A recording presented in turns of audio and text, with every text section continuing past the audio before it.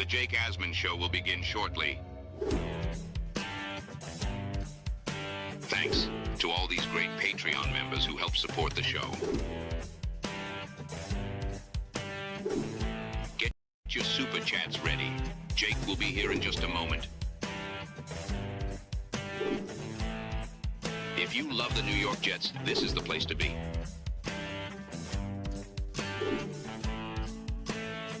And now, the Jake Asman Show. Justin Fields weighed in on the first game he started with the New York Jets. Plus, the injury report is out for the Jets and the Bills, and there are two notable injuries on both sides we have to break down. Dylan Tereman's going to join us in his weekly spot.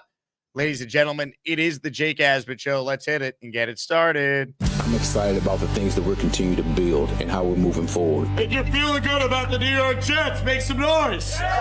The 2025 New York Jets season is officially here. Can Aaron Glenn lead the team back to the playoffs and finally deliver on the promise this roster has shown? Every step of the journey, the Jake Asman Show will have you covered, breaking down all the storylines of every game and everything in between. Please subscribe and hit the like button below. Super chats, baby. Cut the line. The Jake Asman Show starts right now.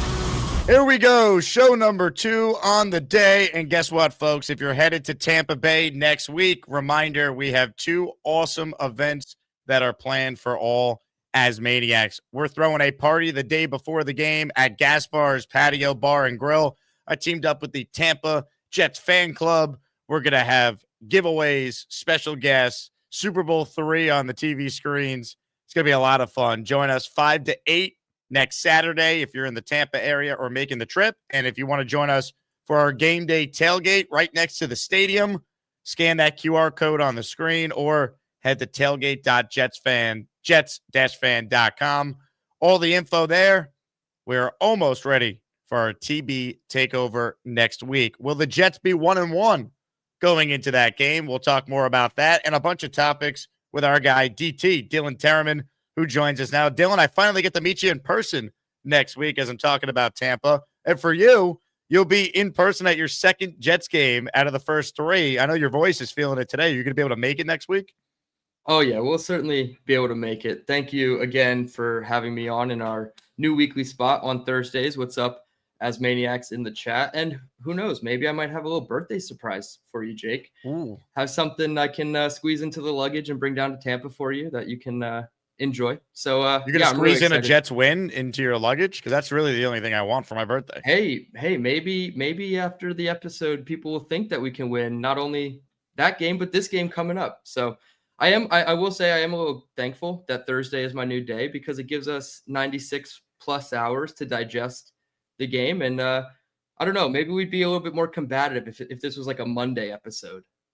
I think you're probably right. At this point, you're kind of at the stage of the week where you flush the previous game, and here we go. We're on to the next game. Before we do any of that, though, let's start with the injury report, Dylan, because there's a couple notable injuries on both sides to talk about. We'll start with this tweet here from Rich Samini that kind of sums things up. So Sauce Gardner shows up on the injury report. He's listed as limited. Josh Reynolds did not practice today. So if Reynolds can't play, Lazard, who was inactive last week, would start. Sauce is dealing with a groin injury. He was a limited participant. And then on the Bills side of things, significant injury for them. Bills starting defensive tackle Ed Oliver was in the locker room in a walking boot on his left foot.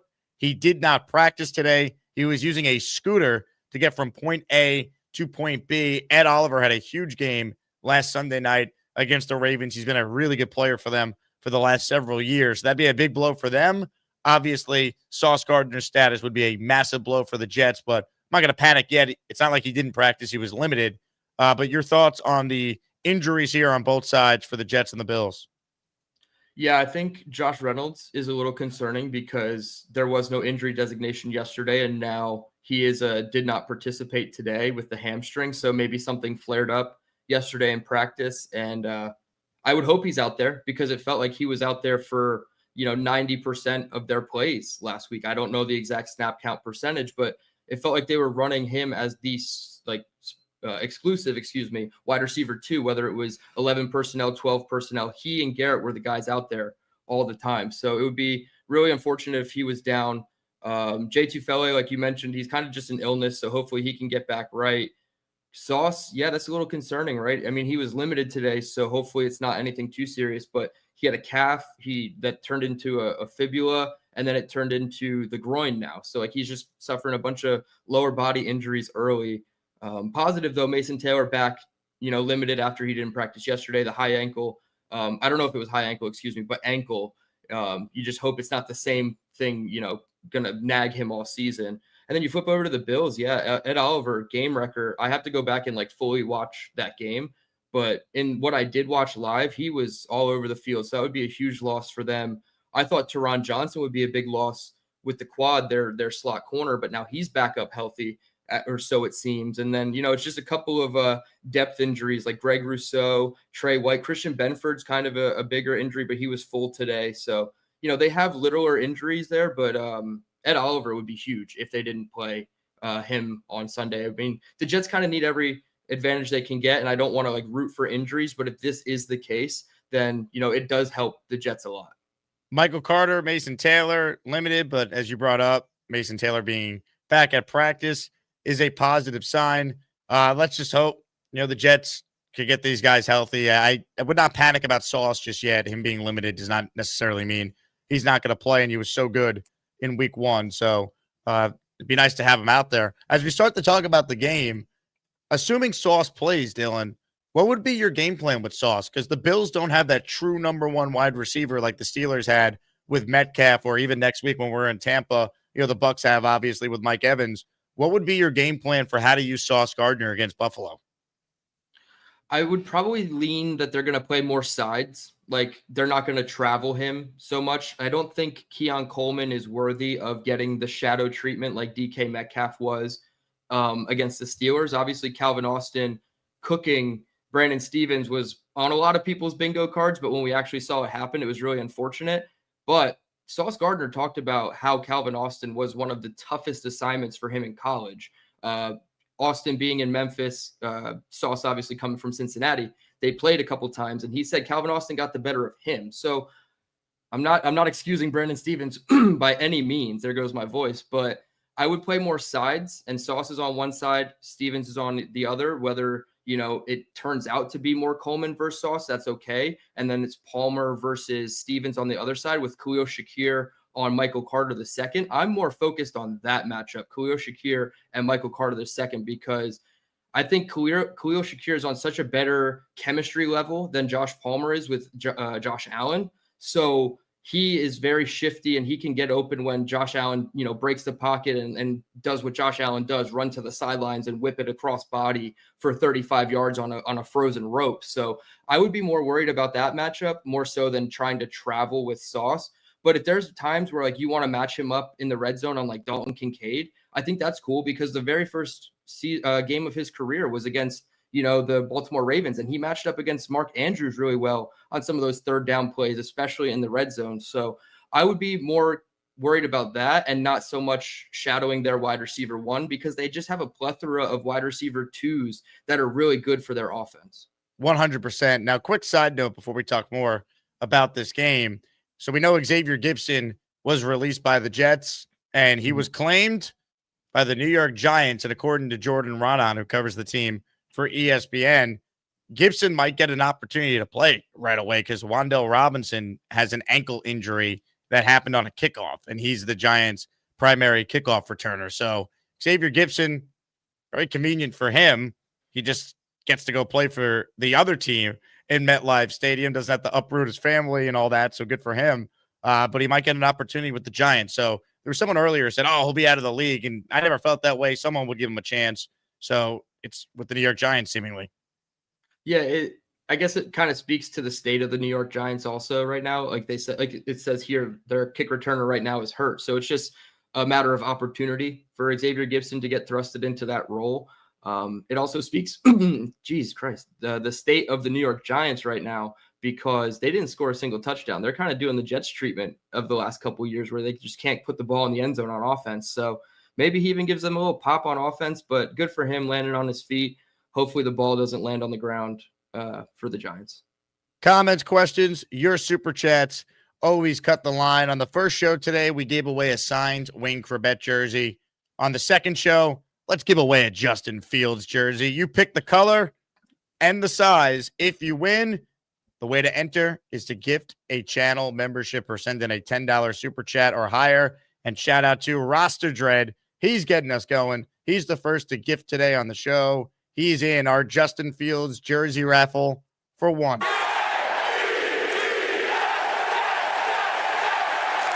Now, here's what we're going to do. I mentioned Justin Fields. Let's hear from the Jet quarterback. He spoke yesterday, and I took the best of Justin Fields and put it all together for you to hear, and then we'll break down what he said about the offense and what they plan to do going forward. There's a lot of stuff we can improve on. Like I said, after the game, there were, some plays that you want back always, and, we're playing an imperfect game, but we're trying to be perfect. Like, AG said that to us out there today, but, we're looking to be perfect, but, we all understand that, it's not necessarily going to be like that, but that's what we're striving for. Felt good. Felt really good to kind of, be out there for a full game. Like I said on Sunday, I thought we played well, but just looking to do the same thing this upcoming week. What kind of challenges did the Bills defense present? Yeah, I mean, they have a system that's been in place there for a long time. I think they have a bunch of smart players. They have a good front seven. They communicate well in the back end. So just all in all, what you want in a great defense. I think they have that. They have great DC. Does a good job mixing stuff up, showing different blitzes and different coverages and stuff like that. So it's going to be a fun test come up Sunday. I mean, yeah, like I said after the game, they did a great job. I only got sacked once on Sunday, and that was a 2-point conversion. So they did a great job in the pass and run game. They did a great job. Like I said, I've really enjoyed learning and getting to, be in this offense and learn from Tanner and kind of bounce ideas off of each other. But, I mean, like I said, I think he's a great OC. I think he's a great offensive mind, and he's going to get our players where they need to be, where best fits them. So, I mean, I think to be an OC in this league, everybody has to have knowledge of the game. But I think there's a difference between knowledge of the game and, when you get in the game moments. He does a really good job of that, kind of listening to me in terms of what I like, what I don't like, and stuff like that. So I appreciate that coming from him. But, like I've been saying since we got here, he's a great offensive mind. He knows what he's talking about. And, I know he was, glad to be out there Sunday calling plays again as an OC. So I was happy for him. Is it tough to follow that? I guess so. I don't really know how to answer that, but you just want to keep improving. So I think Harrison said it in his interview. He was talking to me and kind of his mindset on it. We're kind of hoping that was the worst game that we played all season. So that's the kind of mindset that we want to have in, and we want to continue to get better, continue to be better each and every game, and just continue to improve. But I think that this past Sunday was definitely a good way to start up the season, other than the loss. But I think as an offense, like I said, we played well. Dylan, your thoughts on Fields' comments, your thoughts on his performance against Pittsburgh, and now going forward, can the Jets do it again? Can they score points? Can we be a good offense in 2025? Dude, first of all, Fields, the first word I think of when I just listen to him speak is he's such a gamer. Like, he's so serious, and somebody even in the comments was like, does he ever smile? Yes, he does smile, but that's not the point. He's just so driven and so focused. I'm so happy that he has that mindset, because you kind of need it in New York. It's such a tough atmosphere to play in. But when it came down to his performance, is it replicable? We'll get into that more, but it was so fun to watch being in person. That 8th drive that they had 10 or 11 drives, but that 8th drive where they had just gone down after the fumble and the Steelers scored on the short field, they came right back and they had a 12-play drive that ended in the end zone. And he ran into the end zone to take the lead 32-31. So I was just super happy with the response by the offense and Justin Fields, and he led the team. He was really good inside the pocket. The offensive line gave him a really good pocket most of the time. When he broke out, he was keeping his eyes downfield to look to throw, which is something I didn't normally see from him on film. Normally, when rushing quarterbacks look to run, like they're just looking at the rush lane. They're not looking at where their guys are open in the soft spot of the zone that people are vacating. He was doing all of that. He was keeping his eyes downfield. He had multiple throws. I think the one to Tyler Johnson was one of my favorite throws of the game, because then he put it on the left shoulder of Tyler Johnson to allow him to be away from the safety. Like some of the ball placement stuff on some throws wasn't perfect, but the pass was made, like the 3rd and 12 to Jeremy Ruckert. But that ball to Johnson, the ball to Reynolds between the two defenders, Queen and Wilson, where Queen almost had it by a fingertip and he laced it in there for 13 yards to Josh Reynolds. That's really impressive stuff for Justin Fields in his debut of this offense. And people are, asking if it's replicable. Maybe it's not to that degree of 4 total touchdowns and then 2 field goals on top of it. So 6 scoring drives out of your 10 or 11 that you had in the game. So, but just from a fun and like unpredictable and versatile standpoint, I'm so intrigued by what Justin Fields can do in this offense. I just got done doing an hour breakdown of about 20 or 21 plays on my channel for the members only. So please go subscribe at the $5 level and you will get the full hour of content. I'll do about a half hour of content tonight with the film. But dude, I was so impressed. I was so happy with what Justin Fields did. And to be honest, watching the film back of both him and Rodgers, Jake, you and I could have made some of the touchdown throws that Rodgers made. We could not have made the touchdown throw to Garrett Wilson that Fields made. That 33-yarder drop in a bucket on the crossing route from Garrett Wilson. It's just, it truly, it's phenomenal stuff for a debut. And I want to see them continue to do that. And if we get 80% of that offense for 12 games throughout the remainder of this season, dude, we might be a 9-win team. I think the big question is, okay, he had this really good game. Now what happens when there's some film on what this offense is with Engstrand calling the plays? Because that's to me an unknown. That's why if he could replicate it against the Bills, you do start to go, okay, like we might have something here. Because I put myself in the shoes of like what a Bucs fan 2 years ago was experiencing, or like the Viking fan last year watching Darnold. Like, when did it hit you when, hey, what we're seeing is not like fool's gold? Like, no, this guy's actually really good now. Like, he's figured it out. I don't think we could say it after one game, but let me make this clear. You much rather Justin Fields do that than suck and try and convince yourself it's only going to get better. Like, I'd rather him be awesome and us hope that he can now do that going forward than he's terrible and we're trying to make excuses for it and hope it's going to happen. So, they did everything right, but win the game. The offense was not the problem. Like, they did more than enough. They scored 32 points and they couldn't get it done. And they're going to need to score a lot of points against Buffalo, even if the Jets do play Josh Allen better than how they played Aaron Rodgers and the Steelers last week. Allen's a much better quarterback, and Allen and that offense just put up a crap load of points against a Ravens defense that is really good. Like Josh Allen, like 250 yards passing in the fourth quarter the other night. So the defense can only play so well. The offense is going to need to score probably at least 3 touchdowns plus if they're going to win this game. Yeah, I would say the magic number is anywhere between 24 to 27 for this game. I don't think it's going to be a 66-point, shootout like it was this past Sunday. I don't think anybody expected 66 points to be scored in that game.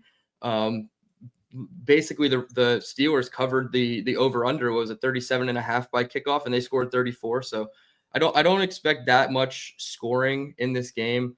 I will say that I think there's so many more wrinkles to this offense that we just haven't seen yet. And I kind of broke down some of them in my film, that there's the zone read to the running back. And then there's the screen pass to Mason Taylor, where you have Ruckert motioning out and him and Garrett Wilson are lead blockers. And if Mason Taylor actually receives that screen pass, he might break the cornerback's tackle and just be gone for 50, 60 yards. And it's little things like that I think Tanner Engstrand is going to continue to be innovative and creative with the wrinkles that we have, that maybe we've only seen 20 to 25% of the offense. And the stuff that the Bills are film watching and trying to key in on is the stuff where they're just going to pull the rug out from underneath them and hit them with the backside concept somewhere else. And do the whole magician thing. What am I doing in my left hand when really the right hand's coming at you?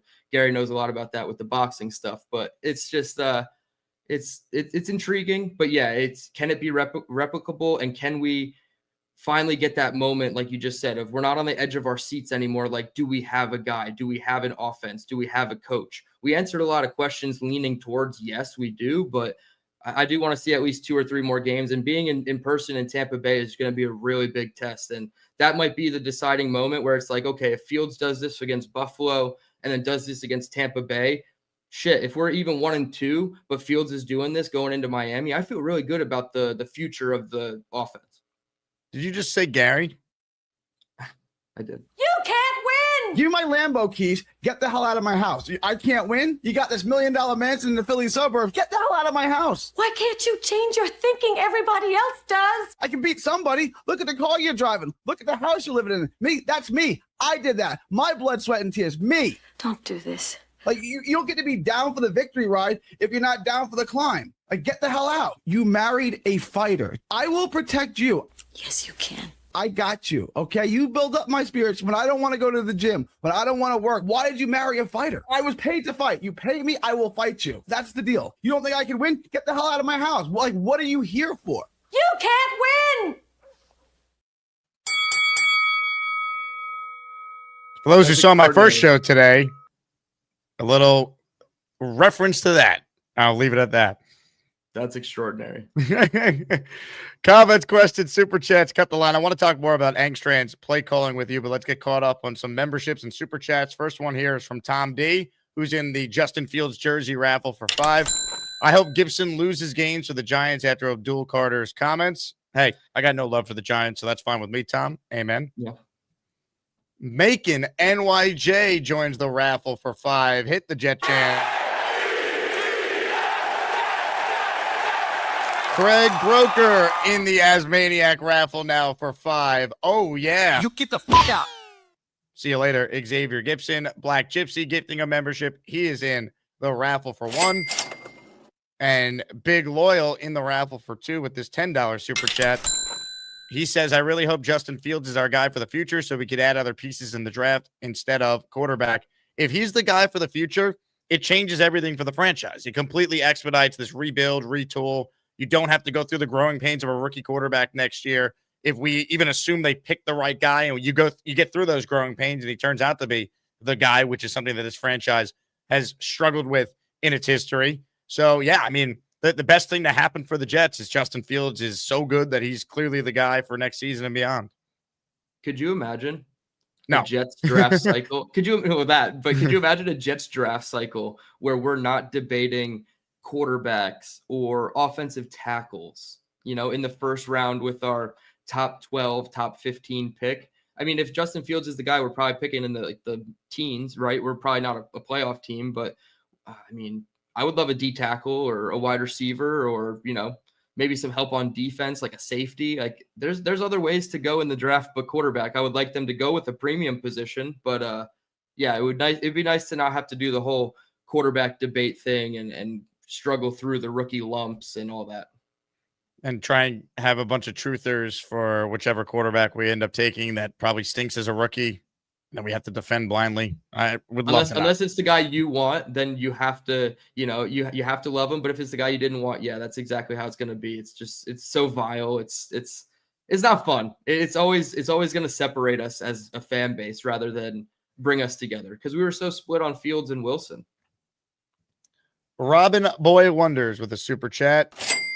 We all expect our defense to be better week 2, but unfortunately true, the Bills defense will also be better. Our defense has to be better for us to win. And beyond that, I think they need to force at least 2 turnovers if they're going to win the game.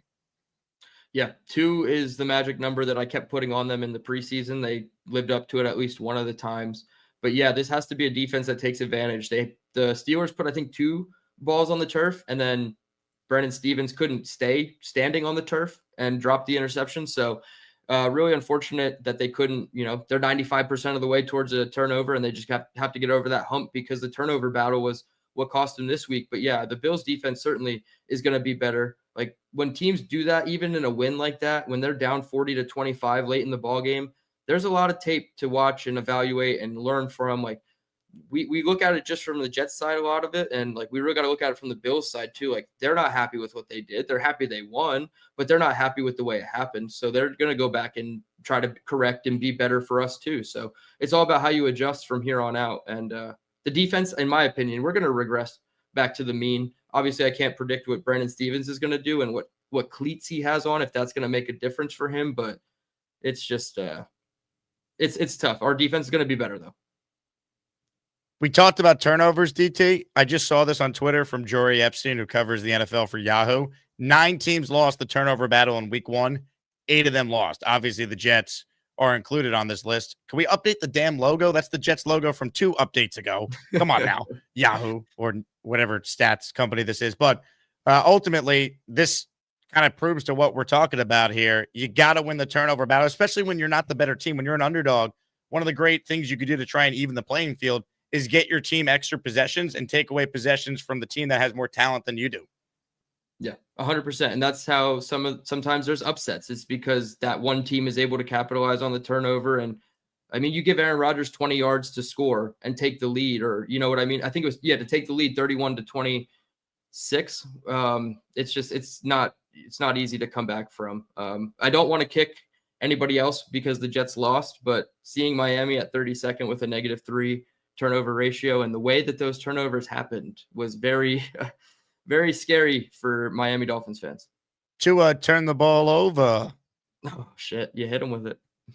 Ralphie in the house. He has won many raffle prizes. And Ralphie, I don't know if you were watching the show the other day, but I was so impressed with what you did with your man cave setup that we showcased it on the show. So you're in our raffle for a Justin Fields jersey today, but on Tuesday, we're giving away the following 3 signed Jets jerseys: Justin Fields, Jermaine Johnson, and Sauce Gardner. So if you enter any daily raffle, you're automatically entered in our weekly raffle. And this is Ralphie's home setup, folks. He won both a signed Darrelle Revis and signed Mark Sanchez jersey over the last couple of weeks on this show. And he's already put both jerseys in the frame. He got it hung up in the Ralphie Man Cave. So appreciate you sharing that picture in our Discord, Ralphie, and love what you did with that. As far as the super chat, Dylan, he says, I think Fields is a great comp with Jordan Love, both 26. Love sat behind AR for 3 years. Fields needs to be moved around. This is his first 4 years. Thoughts? It's tough. Stylistically, I don't think they're really compatible or comparable.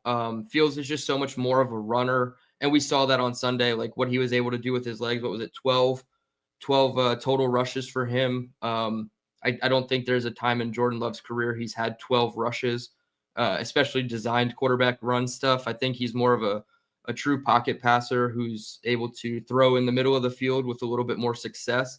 Maybe like from a career arc perspective, maybe they're more similar, like you said, because they sat and they've kind of just been, middling backups for the beginning of their career. But Jordan Love has had a 30+ touchdown season before. So I don't know. I would say Jordan Love is a little bit better right now, but they're very different stylistically.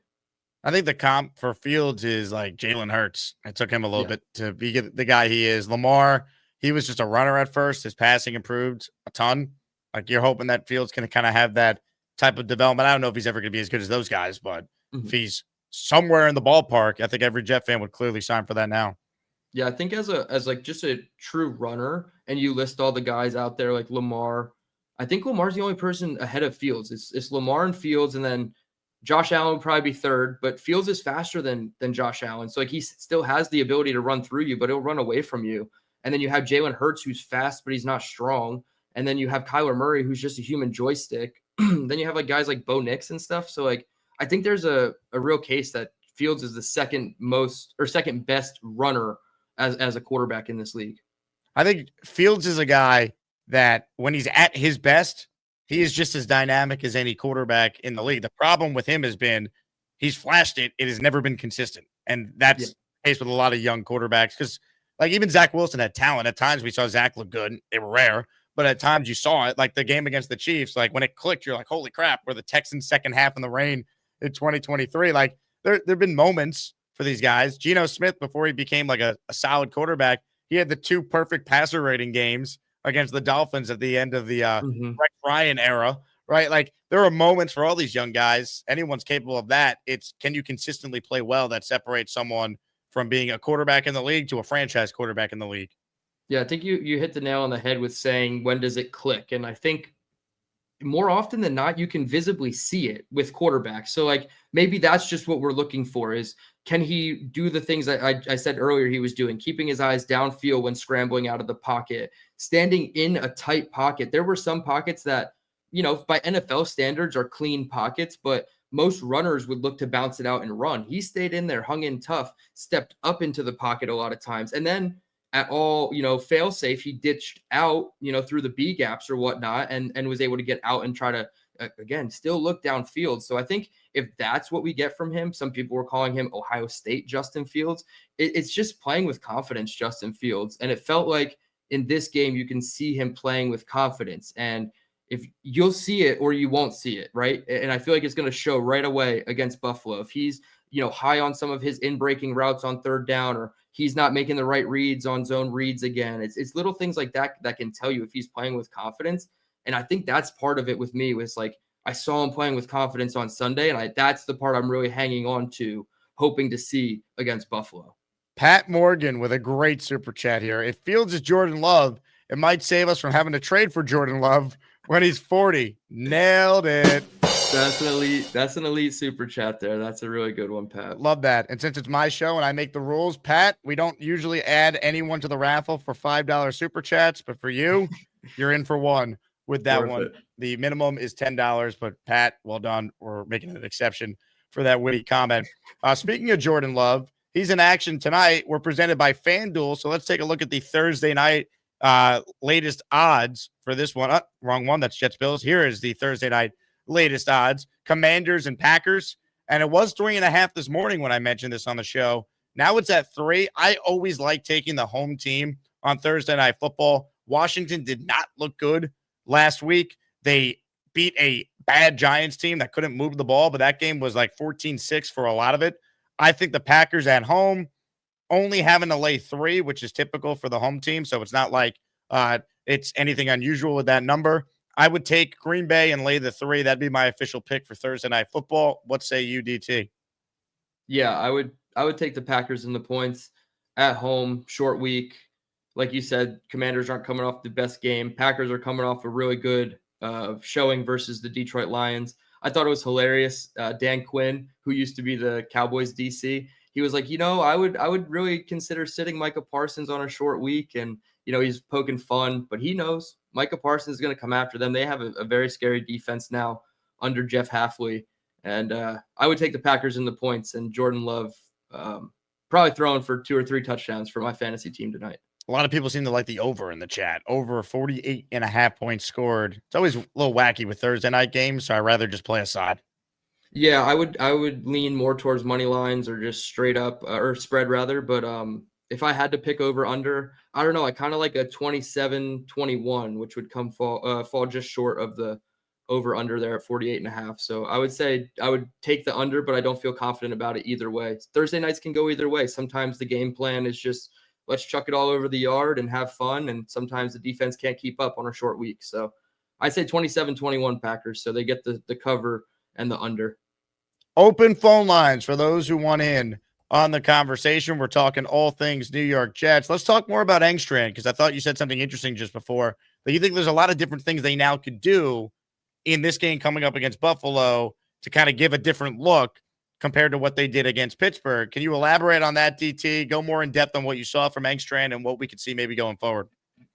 Yeah, there were a couple of plays that were RPO-esque, kind of zone read concepts where Fields is reading the end man on the line of scrimmage, whether it was TJ Watt pinching down towards the running back and he's just going to keep it and go. But then to that side of the play, there's usually like some kind of screen. It's not to the backside. There was one concept where it was a backside screen, but it didn't look like, and Joe Blewett, this is the question I asked Joe Blewett when he was on your show earlier this week. But then there's some front side concepts like the screen to Mason Taylor, and he had 2 blockers out in front where even if Justin Fields were to keep that ball in his zone read, he could still option the screen pass to the tight end. And eventually it's going to be, Garrett Wilson and other guys mixed in. But from what I just saw, it was Mason Taylor on that one play.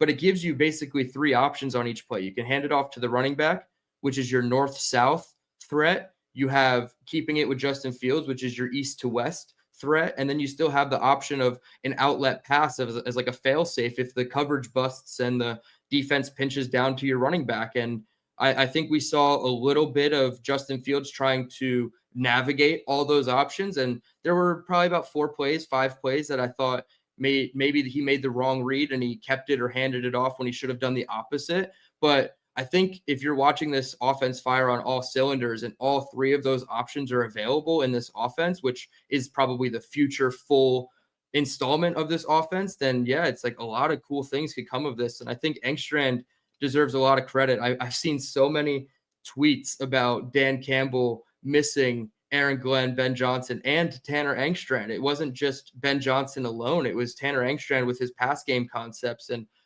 I was really intrigued. I thought there was some situational play calling that I didn't like. The 2-point conversions, love the decision after the penalty when you're at the 1-yard line to go for it. Hate the decision to stand in shotgun and still hand it off to Braylon. Go under center, do either a tush push or have Braylon as like the fullback and just hand it off to him at the 3-yard line instead of the 5-yard line. And he's able to get that 3 feet, with a little bit of push.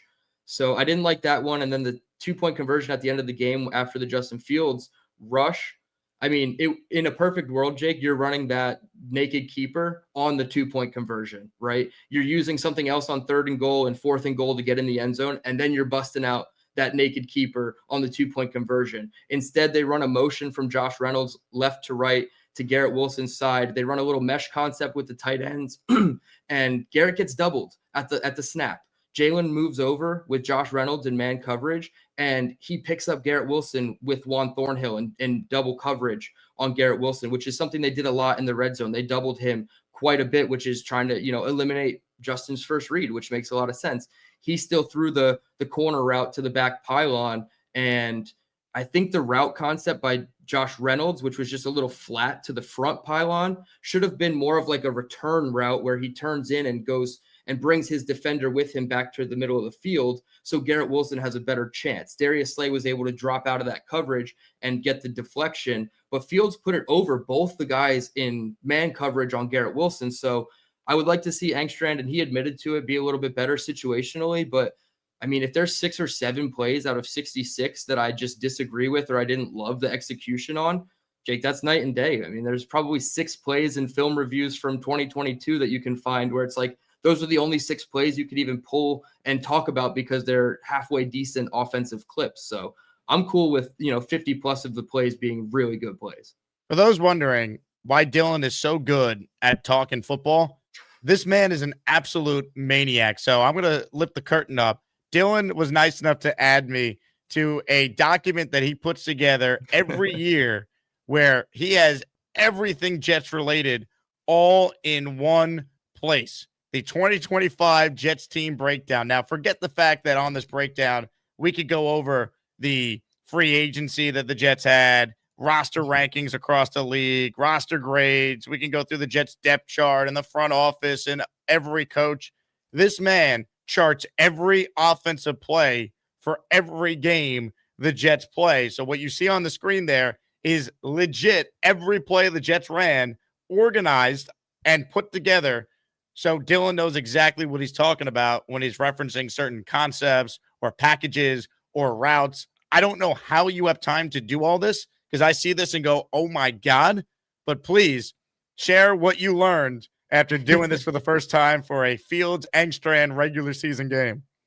Well, first off, I do need to put it out there and elaborate a little bit. This is now available for every single member of the A1 Since Day One community on my YouTube channel. Let me stop you there. If you're a football nerd, this is the best thing to ever happen to you. Please support Dylan's channel. Become a channel member. 100%. So my YouTube channel at Dylan Tereman, please go subscribe, but then become a member of the A1 Since Day One community. And on the most recent members only video, my 58-minute film breakdown of all the stuff we're talking about right now, there is a link to this exact, not the full, Jake has the DT exclusive, the full thing, but there will be multiple spreadsheets like this, personnel usage, play charting, roster depth chart updated by me weekly. So little things like that are all included in the $5 at the A1 Since Day One membership tier of my YouTube channel. So I'm hoping that that $5 is worth it for everybody to come aboard and get this information. You're getting 4 games of information for $5 is essentially how I think about it, because a month of games is, there's the personnel usage. So you'll have all your personnels for each and every game. You can see they went 38 reps of 11, 26 of 12, and I break it all down in the chart. So it's all right there for you. So it's all, some exclusive content for the loyal members of the channel. I really appreciate it, Jake, for you popping this up there. I didn't know you were going to do this, so that's great. And from the play charting, I mean, I'm intrigued. They ran 71% shotgun, and they only had 15 snaps under center, 4 from the pistol, which I thought was a little cool wrinkle too. But I think the under center stuff is where I would be looking at the most, because it's only 15 snaps, and I could sort my chart real quick and try to figure it out, but it wouldn't be fast enough for everybody. But I am intrigued to see what their tendencies were under center, because if they're, only running the ball under center, that's a bit of a tendency or a tell that defenses can pick up on. But to be honest, that's kind of what the whole point of this was, is really to just find the trends of the Jets offense. It started under Mike LaFleur with Zach Wilson. I struggled through all those seasons. And then, with Nate Hackett and Aaron Rodgers, I bought a book by Bobby Peters on Amazon to learn that offense. And I just, used it for the play charting there. And now I'm doing it for Tanner Engstrand, and I'm learning a lot. So a lot of the terminology is not going to be 100% accurate. I'm not one of those guys that spent 12 years playing football and know all the terms. It's more so I can identify it. And eventually what I want to do is draw up little plays on note cards like this and have a little bit of a playbook for everybody to see. So that's kind of where that came from. And I hope everybody learns a little bit from it. You can sort all the filters and you can go through it. So if you wanted to find what the Jets did on 3rd and 7+ in enemy territory in the second half, you could sort all that stuff and you could figure out what they do. Dylan Tereman, a football czar. Hopefully no one hires you like Fialco, and then I'm kind of screwed. All right. Hey, you can hire me. No, I could. For that, you know what we need? Sponsorships. Possibly you. AsmanJake@gmail.com. If any local businesses want to sponsor the show. Reminder, join the Patreon. Be a part of the Discord. Dylan's in there. He'll answer your questions if you reach out to him. Patreon.com/Jake Asman Show. You gain access to the Discord. Reminder, the show is also available as a podcast in case you don't catch it live. Apple or Spotify are the 2 most popular audio platforms we're on. So if you ever miss a YouTube show live, you can listen back to it, download it, and take it on the go. Let's get to some of your calls right now. Gustbuster Umbrella Hotline is open, and a man who will start us off today is a guy who always gives us an up-close and personal opinion on the Jets. I got my Iron UG. I hope you like my Jets take. You know they call me David T. It's not easy for me to see, but if you bring me full stream, you might like what I had to say. I'll need to get real damn close, cause my vision is dog shit. Hi, guys. David T. David T. I got a good story for you. I'm now sitting on the tail end of my vacation, sitting in the Philly airport on my second plane delay. But the first one, I come in and I had the rush, and I actually thought I missed the plane at first. But so I sat down and I hear this, "Are you ready for the game?" And I look over, and a guy with a Buffalo Bills hat wants to talk to me about the Jets and the Bills, and I'm like, "Oh God," So I kind of weaned him, and then he says, "Well, you know what?" He says, "Wasn't that a hell of a game with the Jets and the Steelers?" And I really didn't feel like I wanted to talk about it, so I kind of blew him off. There's no moral victories for me on that either, So that's why I'm looking. One of the reasons why I'm really looking forward to getting over to Tampa and talking to Jets fans and only Jets fans. I love it. So you're the nicest guy to ever live, David T. But when it came to that Bills fan, you're like, basically, you get the fuck out. Sounds like that's what you told him. Well, you know what? I wasn't rude to him, but I was kind of like thinking about being rude, But no way. You're too nice of a guy. Yeah, I handle it all right, But I'm like, I don't get away from this stuff. and then Dylan, and then you're the expert when you say you like to see Justin Fields be consistent for 2-3 games. I'd like to see him be consistent for 3 to 4 games, then I would really be bought in. How about he be consistent for 17 games, David T? Yeah, I mean, well, that's the ultimate. I know. Yeah, I know. Yeah, we want to buy in as quickly as possible. Is kind of what I'm getting at, and I think some Jets fans like me are ready to jump on board again with a new quarterback. Where I understand a lot of people's trepidations about latching on to a quarterback that's not necessarily proven a lot. So yeah, I get it. 3 to 4. If you want to go 6 games, even to the bye week, some fans will go. Some fans do want to see the whole year before they really understand what they have in Fields or not. But yeah, I agree. Coming out of Tampa, going into Miami, that's really where I think the deciding factor will be. The neat thing is, I think he has the correct coaching staff, and he has the this year to hopefully prove that he can be the long-term quarterback. That's what I'm hoping for. Yeah, and the coaching staff having full trust in him, believing that he's the guy, that's going to allow him to play with more confidence and play more freely within the offense. Yeah. I think it's all positives all around there. Yep, absolutely. David, you're the man. Have a safe flight. Hopefully it's not delayed that much longer. I hope not either. Week, David T. Pardon me? See you in a week. Oh, yeah. Everybody's looking forward to meeting everybody. That's going to be really a lot of fun. DT meets DT. That's what they're saying. That'll be great. I say DT here. I got my eye on you. Checkmate me full screen. It's fireball whiskey time. David motherfucking T. Shout out to the Wi-Fi in Philly at that airport, man. I mean, David T had better connection than like 75% of my callers. I feel like I've had worse connection on some of these shows or some of my own live streams in my own home. So shout out to he said airport he's at? He's in the Philly airport. Hey. And you ran into a Bills fan? They're everywhere. I know, man. They're two everywhere. Those scoundrels. Ladies and gentlemen, more calls. This guy is everywhere. We just never know where he exactly is.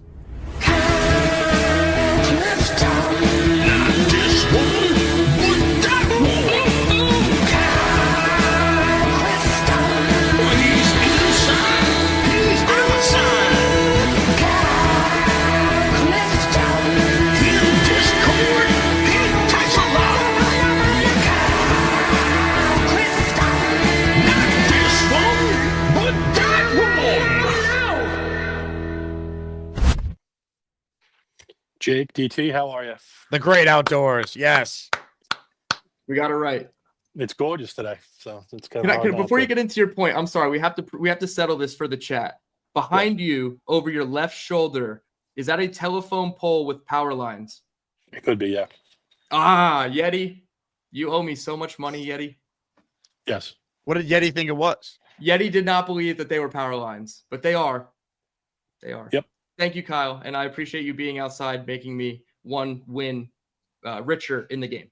Yeah, it's not as close as it looks. It's just the perspective, I think. So I got the fear of missing something with all this talk about Tampa. Looks like a great time. I think you guys are going to tear it up down there. It's not too late, Kyle Clifton. It's not too late. It is for Flights me. are pretty cheap. No, I'm looking forward to October 19th against the Panthers. I got to get my act together for transport on that and get my group there, but I'm looking forward to that. This Ed Oliver injury is just huge.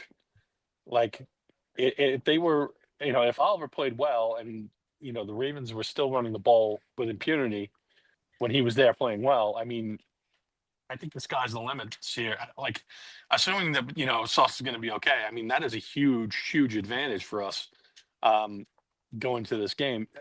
Dylan, do you have a sense of how often the Jets were actually running the ball under center or what the breakdown was for those 15 snaps?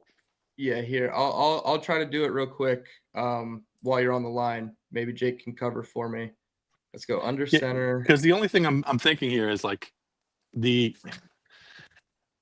I'd like to show a bit of different looks and not be so predictable on the go forward after we put some stuff on tape. So I'm just wondering, if we had any tendencies in there, stuff we could disguise or stuff we're holding back and might be able to spring this week, because this is an important game. This is probably the most important game on the schedule, a home game against the best team in your division. So, well, also the Jets have been so horrific against teams in their own division. If you could prove you could beat the best team in your division in the first game with a new coach, new regime, that sends shockwaves to everyone within the organization that things are going to be different. Like, we got our first win. We built on what we did last week, because everyone trying to say last week's a moral victory. I don't know if you're going to feel that way if they're 0-2. It's not going to feel as good anymore. It's going to feel like you blew a chance to not be looking at an 0-3 start with another playoff team on the road next week in Tampa. And Tampa, by the way, they play Houston this week on Monday night. They could easily lose that game, and then they'd be 0-2. So it'd be two desperate teams trying to avoid 0-3. So, I say that all that to say you'll feel better about the Steelers' moral victory claim if you actually build on it and beat Buffalo at home. I mean, it sucks to lose to Rodgers, and it sucks to lose a conference game. But if you win this week, then you're planting the seed for four division wins, right? That's because then you'd have one in hand against the Bills. You'd still have a game left against them, and then you would hope that you might be able to take 3 out of 4 against the Pats and Dolphins if things went well. Mm-hmm. So this is a very, very important game. I think it's kind of being underplayed a little bit. If we want to salvage our season and have some meaningful games around Thanksgiving time and after, I think this is a key game for us to have. Were you able to find anything on that? I was able to find the results.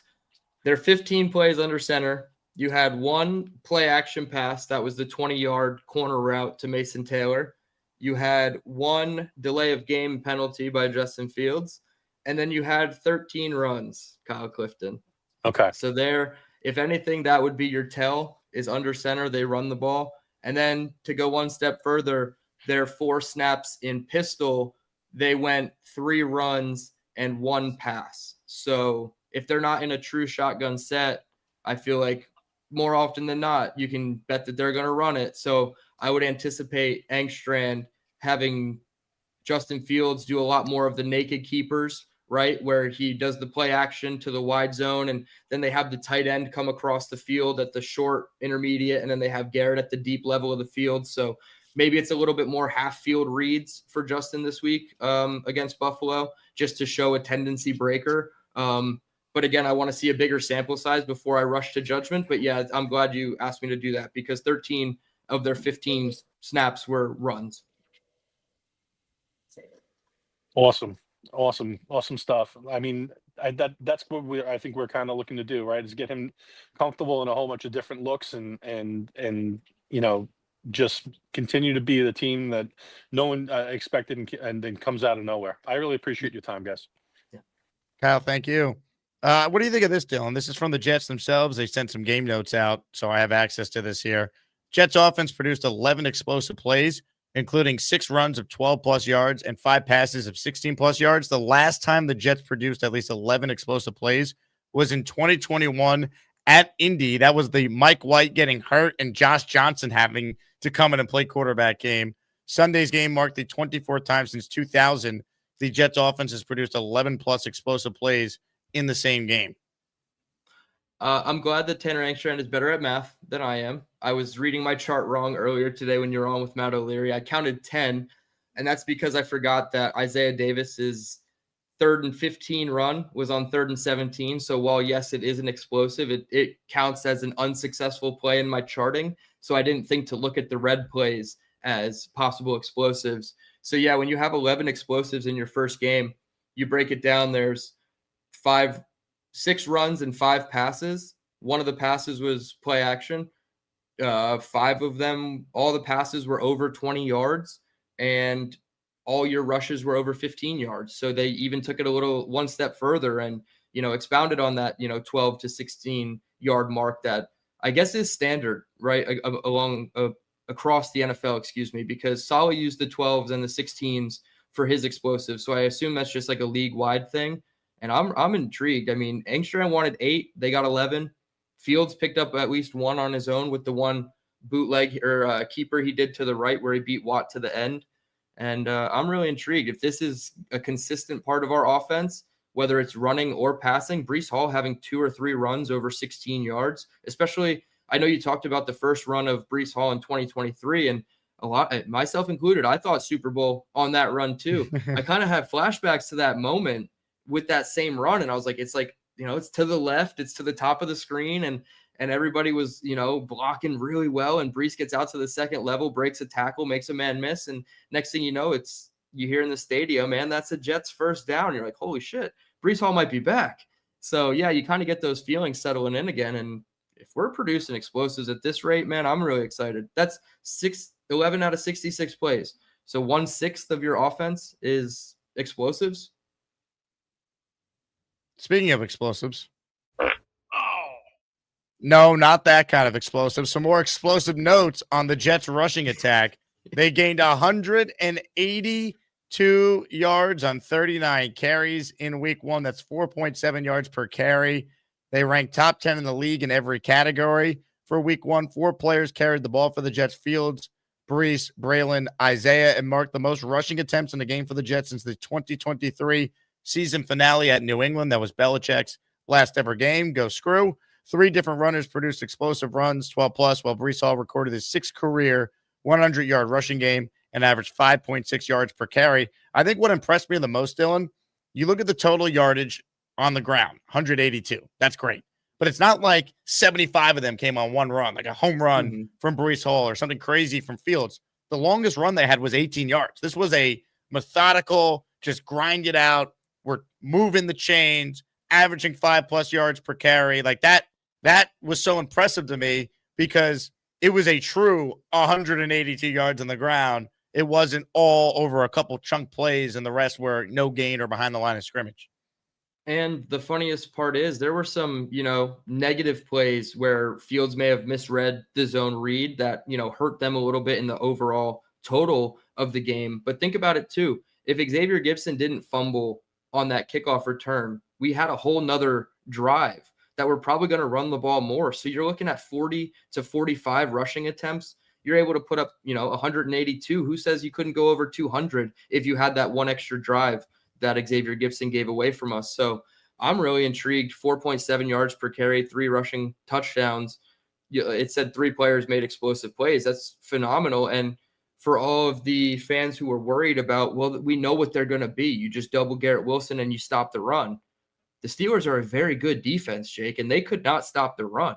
And I'm really intrigued because, we didn't do the whole PBM 7-4 wins because AVT's out, and it looked like they were running fine. They ran to the left a lot. I'll give them that. They didn't run to where AVT would have been playing, and they ran away from Watt, which was a nice game plan specific wrinkle, but they can run to the right as well. They had a couple runs that popped to the right, especially the Fields keepers. So I'm really, I don't know, man. These explosives, this run game, it's not boring to me. It's fun to watch. And even if it's not going to wow the highlight reel with fun 60 yards in the air and Garrett Wilson making acrobatic catches in Houston with Aaron Rodgers, I mean, I'm fine with this. Methodical drives. Just, it's not about getting touchdowns. It's about getting first downs and accumulating first downs and then getting to that little tiny box that the Jets can't find called the end zone. And they found it 4 times. So I'm excited.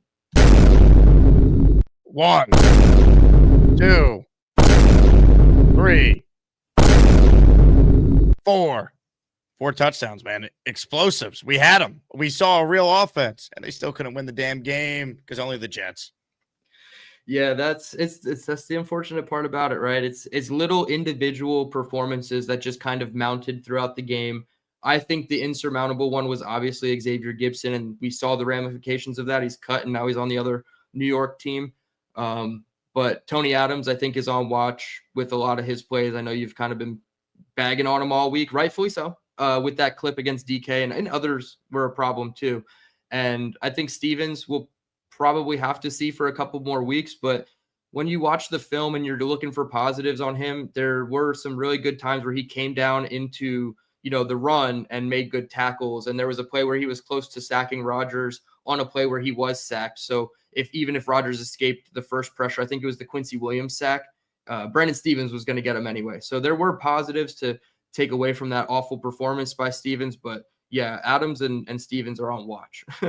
Ladies and gentlemen, if you're watching live right now, we are giving away a Justin Fields jersey at the end of the show. So gift a membership for your chance to win. If you don't win, you're entered in our raffle on Tuesday for a chance to win one of our 3 weekly prizes, a signed Sauce Gardner jersey, signed Jermaine Johnson jersey, and a signed Justin Fields jersey. We have a bit of a troll in the chat. The Killer Cub says, it's not about getting touchdowns, DT. Credits that quote to you. Where's the full quote? Come on. What I'll say to that is pay $5 and write the whole quote, which is you gain enough first downs till you find that little box called the end zone. That's the full quote. So troll. Pay $5 and you'll get more characters. You troll. You get the fuck out. Anyway, comments, questions, your super chats. They'll cut the line. I'm going to give some memberships. It's a very tough day in our nation's history. Everything that went down yesterday as well. So here's what we'll do. We'll make 5 people channel members. And if you get a membership, I'm also going to enter you in the raffle. So if you want a channel membership, here's what you need to do. If you're one of the 370 people watching live right now, click the subscribe button. Make sure you click the like button and have in your settings that you want to be eligible to receive a gifted membership. And I'm going to gift 5 channel memberships to 5 lucky Asmaniacs coming up. But first, let's get to your calls and let's say hello to Tristan, who's next up this segment. Hello, Tristan. What's up? What's up, guys? How y'all doing? How you doing, man? Screen behind there too. Looks great. So I just, it is really frustrating. I feel like, we really play like a complete game. And then I could point to 2 people that can cost us a game, which we haven't been able to do in the past. It's always been like the coordinator did this, or we were lacking on talent, or we were totally outplayed, or different stuff like that.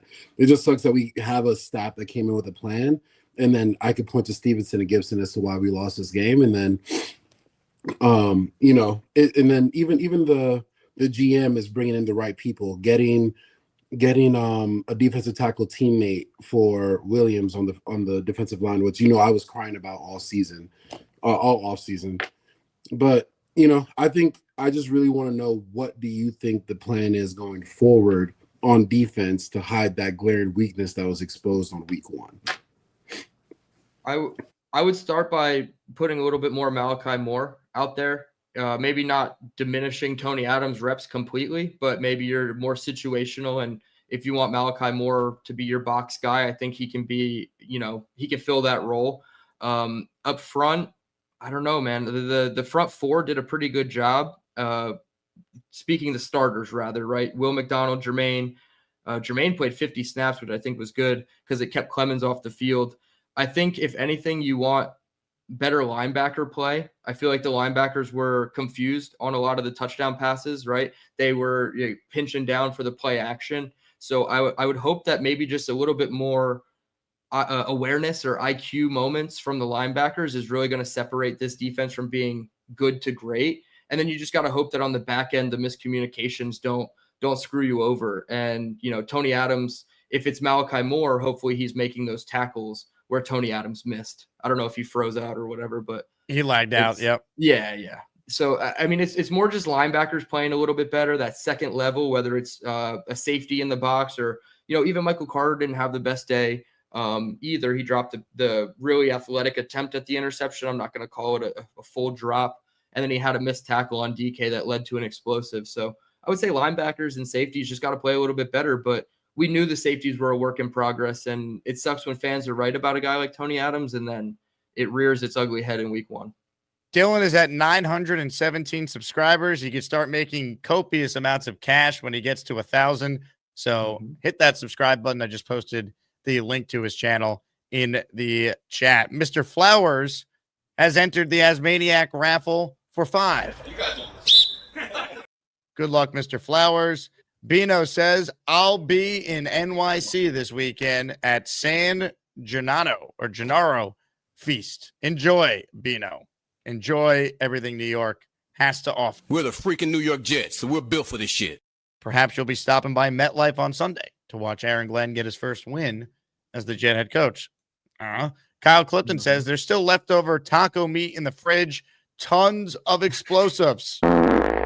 Kyle, thank you. That earns you 2 raffle tickets Folks, we have not heard from Beast. I could see his screen. It looks like he is in the dark. I'm assuming he's sleeping because he doesn't do anything all day. So we might have to sound the alarms and wake him up. But let's first confirm my theory that that is indeed the case.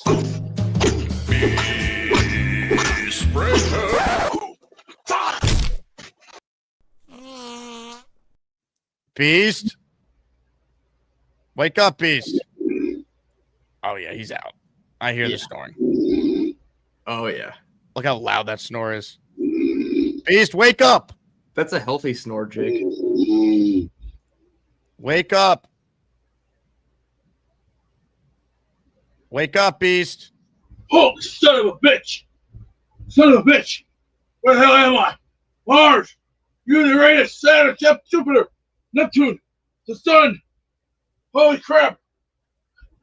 Everyone cover your ears. Sound the alarms.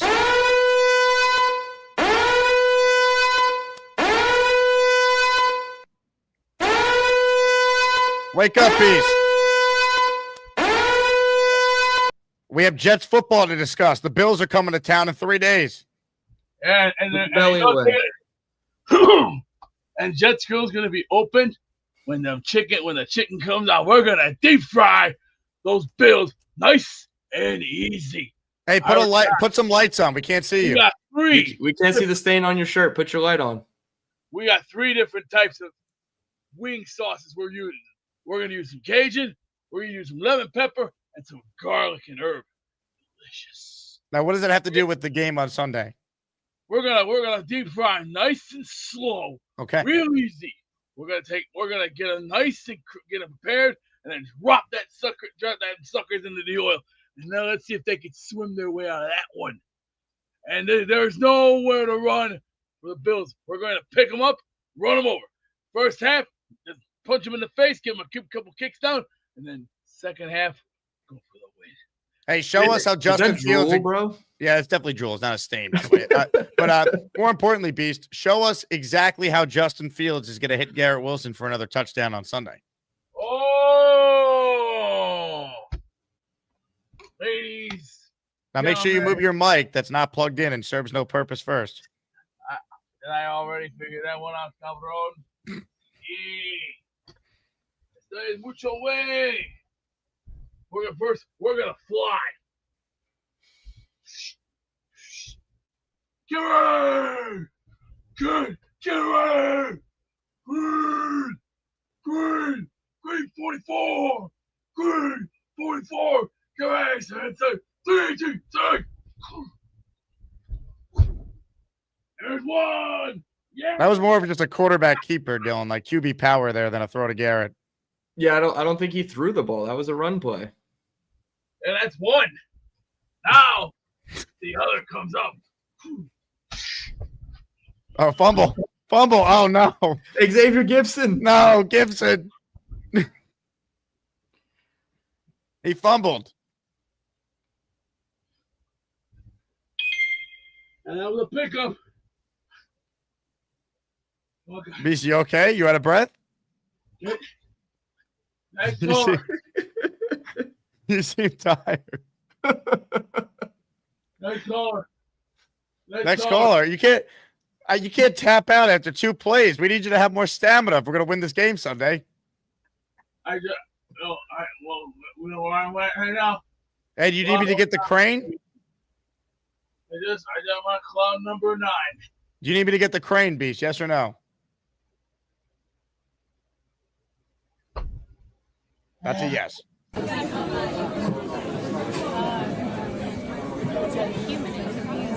Yeah, it is. That was tough, man. That's the first time I've seen Beast lose control of the football. I mean, ball control, man. Gotta hold on to the football high and tight. You can't lose it.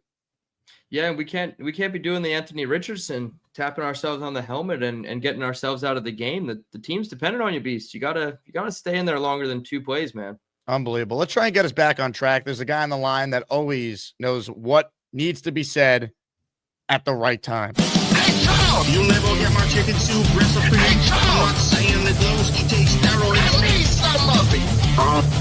Hey, child. Who is that lovely lady? Sing it this way, child. Hello, Jake. Hello, Dylan. How are you? Mr. Charles? 31 years old. Happy belated. How we doing? Doing good, man. Doing good. I just came back from Sonic with my brother. We had some dinner, so we're good. So in the last day, just to recap here a little bit, we had KFC for lunch for the birthday, and then you went to Costco and you had some pizza. What else was for dinner last night for the big meal? That's it. Okay, so we had KFC and Costco yesterday. We had KFC for dinner tonight. I mean, Sonic. Yeah, we had Sonic for dinner tonight. Yeah, today. What was yeah. lunch? I just had something like I had like a protein bar. Nice. Okay. But I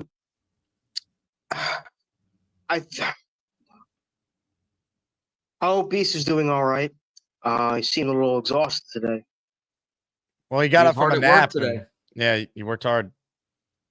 I'm sure he does. I'm sure he does work hard. He's got to cut the grass to smoke the grass. Yes, he does. Hey, Charles, what are your thoughts on Ralphie saying that you eat dinner like an 80-year-old in Fort Lauderdale? I have no idea what the hell that means, but Very early. Oh, that's just how we roll. We don't usually eat dinner. My family and I, we don't usually eat dinner late. Dave Brigger says eating again, Yeah, I know. again, He and likes to again. open his mouth about me eating. Doesn't got nothing else better than to complain about me eating. You and Dave Brigger seem to have a brewing rivalry. It's not a rivalry. It's just it is what it is, Jake. I really don't care at this point. Why do you eat dinner so early is a common question I'm seeing in the chat. Because I do. You're a Just hungry choose man. to. So what else is new, Charles? Obviously, I think it was yesterday that predicted a score of 34-24 for the Jets.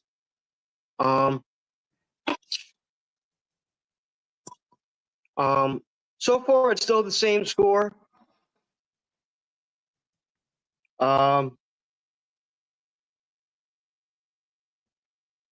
Charles, it would do us all a service here if you just make your point and not then try and read the chat at the same time. Oh, is that what you're doing, Charles? Don't read the chat, man. Screw those guys. Give us your Jets points. What were you saying? 34-24? Okay, how do we get 34 points, Charles? Well, mostly offensively. I don't think the Jets will score a defensive touchdown, not at this point of the season just yet. I think we're going to run the football very well like we did last week versus Pittsburgh. I don't think if we get close to 200 yards, that would be awesome like we did last week versus the Steelers. I mean, we racked up, 182, 183 yards rushing versus the Steelers. I mean, Breesall had a hell of a game. I mean, he had a 100-yard rushing game last year, and he had one opening day last week. So I expect him to get at least 100-plus rushing yards again. Hey, Rebecca says you're handsome, but you have no mustache to go with the beard. I really don't care, but thank you, Rebecca. I appreciate it. Is the mustache going to be growing back, or you intentionally shaved that part? I'm going to shave the rest of the stuff, so don't worry about it. Wait a second. So when did you shave your mustache? I didn't shave it. I shaved it a while ago, but... So you're going for like the Amish type of beard? I'm not going for any type of beard. So are you going to go clean shaven at some point soon? Yes, I will. Okay. I think Garrett Wilson will get another touchdown. I would also like to see Mason Taylor get a touchdown. Me too. I would like to date Margot Robbie. Very funny, Jake. Are we just throwing things out there? Or like, I think Mason Taylor. I'd like to see Mason Taylor get more involved. He only had like one target, which was one catch for 20 yards. It was a beautiful throw and catch, but I want to see him get more involved in the offense. I know Jeremy Rucker made a couple of nice plays. So we'll see. Is Jelani Woods going to be activated for this week? Probably not. Rucker played well last week. He did. He played very well. He blocked well. Unless they sit Stone Smart. That's true. If they make Stone Smart inactive, they maybe could bump up Jelani Woods and make him active. I think the only reason he was inactive last week. Did he? No, I think the only reason he was inactive is because he's new. So he was still acclimating to being with the team because they picked him up after the cut down day, right? So he was still one of them. Yeah, so Stone Smart, maybe that's the guy. But then again, you're really taking away versatility out of your tight end room if you take away Stone Smart, because then you lose a little bit of your receiving threat, although Jelani Woods can do that a little bit. Hey, Jelani Woods got stoned. He showed that his rookie year with the Colts in 2022, which was the same year we drafted Ruckert. Yeah, unfortunately, that was the last time he was healthy, was 2022. Which stinks, but it is what it is. Yeah. For the low-cost option we got him for, it's worth keeping him around and kicking the tires. I like to see Braylon Allen get more carries. I know he got a few carries yesterday. I know he scored his first rushing touchdown of the season yesterday, which was awesome to see. Yeah, yesterday was Wednesday. Sorry. I meant to say last week. Were you at practice? Did he get carries there? No. I have yet to attend training camp and practice. You weren't the guy in the bush? No, I wasn't the guy in the bush. I wish I was, but I'm not. You've never been to a Jets training camp practice, Charles? Never been to a Jets training camp practice at all. Nope. Wow, I wish I knew that. I would have gone out of my way to figure out a way to get you there this summer. Don't worry about it. You came to the training camp meetup, though. Why didn't you come to a training camp during the day? Had things to do, you know? You're very busy. Busy man. How's the job hunt going? It's going fine. I'm haven't heard back from other places, but I'm still trying to apply to the Burlington. The one's going to open up tomorrow. I see. Not bad. How many jobs do you think you've applied to in the last week? About one or two. Okay. Any naps? No. Well, you infamously once told Dylan and I that you took a big nap. That was a while ago. Yes, that was a while ago. Wasn't that long ago. It was. That was a great day. Yes, What do you consider a while ago? Like about a few weeks, about a month or so ago. That's not a long time. A long time is 15 years without the playoffs. 10 years without 8 wins. That's a long time.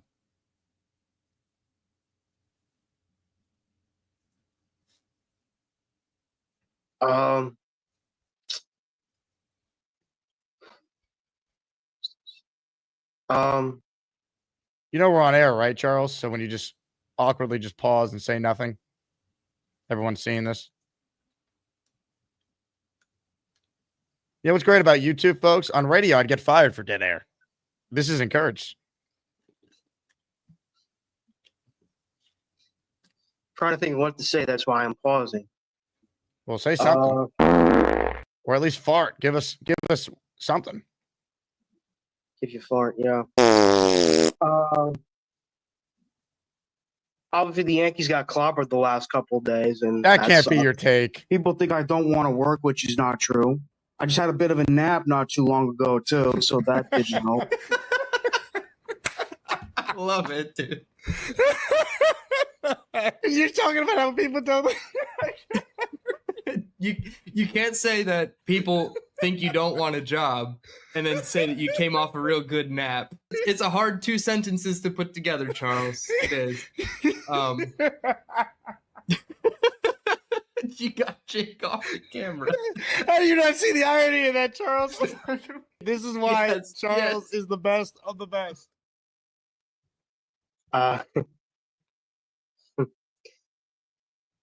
Obviously, I would like to see the defense get at least 5 sacks like they did last week versus the Steelers. Hey, Peter Castro says, by the time you get a job, you'll be collecting Social Security. Fun enough. You know what? Never mind. No, say what you were going to say. No, I'm going to keep my mouth shut about that. Okay.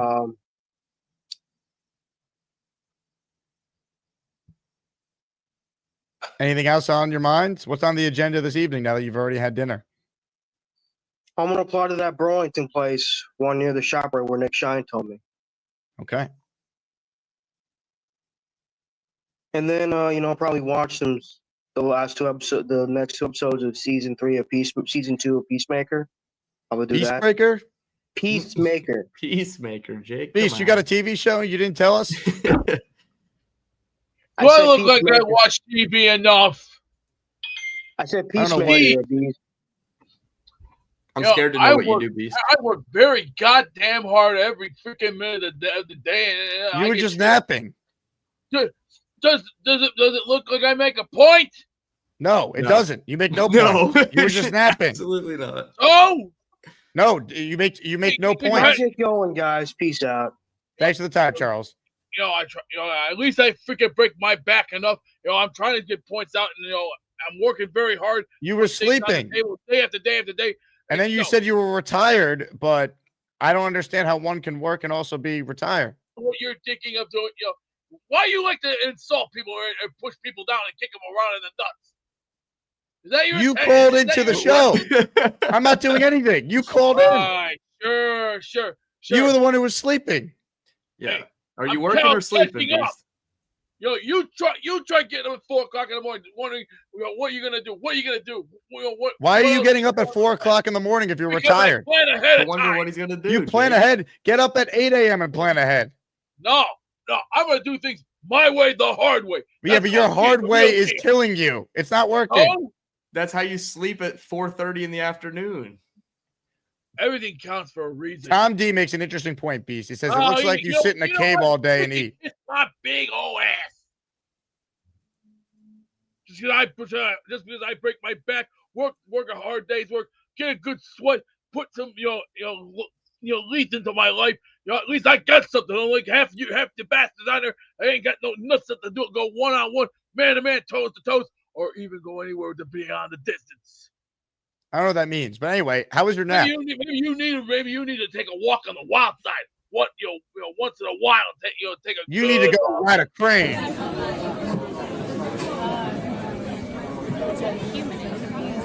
Yeah, it is.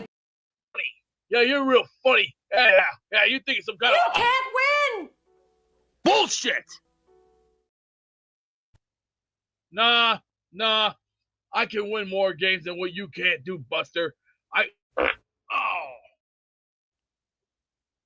Bunch of retards can't do nothing but. I'm not gonna waste my time on other shit that doesn't make any sense. Thank you very much, Beast. It's always great when he can be rational. But Why is he you can't getting say mad you at work- me? He's You calling can't say the you show. work all day, Yeah. call into a show napping, and then claim you're some hardworking man. Briga asked in the chat, he's like, how can Dylan make all this data and still have a construction job? Because I get up when I say I get up at 5:30 in the morning, I go to work. Beast wakes up at 4 o'clock in the morning to wonder what he's doing. That was a great quote. Tom D says, poor Beast woke up on the wrong side of the attic. Tom, thank you for your super chats. We got you accounted for in the raffle. He's got a bunch of entries. I said I was going to get 5 memberships, so I'm a man of my word. I'm going to get 5 channel memberships right now, and if you get one from me, you're entered in the Asmaniac raffle for a chance to win a Justin Fields jersey at the end of this very stream. Yours truly has done it. 5 memberships have been gifted. Ladies and gentlemen, hit it. I pledge allegiance to the flag of the United States of America and to the republic for which it stands, one nation, under God, indivisible, with liberty and justice for all. America. F yeah. All right. The following 5 people are now channel members. I'm going to put you in the raffle. NYR, Tim, Javon, Fab Five Freddy, Sunday Night Smoke, Big Green, all receiving a gifted membership from yours truly. Thanks to everyone who continues to support the program. Let's get back to the Jet conversation. And Michael is up next. What's up, Michael? Hey, Jake. Hey, Dylan. How you doing? What's up, man? So I'm looking forward to the game this week. I think that after watching a couple other shows, and I think the Jets have a really good shot of winning the game. I think as long as they play the way they played against Pittsburgh, run the ball 30-35 times, and have some short passes and some long passes as well. Maybe get another receiver involved. Kind of have like a similar game plan like what Baltimore had. I think the Jets have a really good shot. Obviously, the defense would have to step up. I think 2 turnovers is correct. I think that's what they need. But I think the Jets have a really good shot. I mean, you said it itself, Jake, yesterday. I mean, Zach Wilson beat them twice, right? So I'm sure that, Justin Fields can definitely play the way he played last week and do something. Just want to also say that Pro Football, Pro Fantasy Pros had Justin Fields as a top 3 fantasy quarterback this week. So they must know something, and that's what I'm starting this week.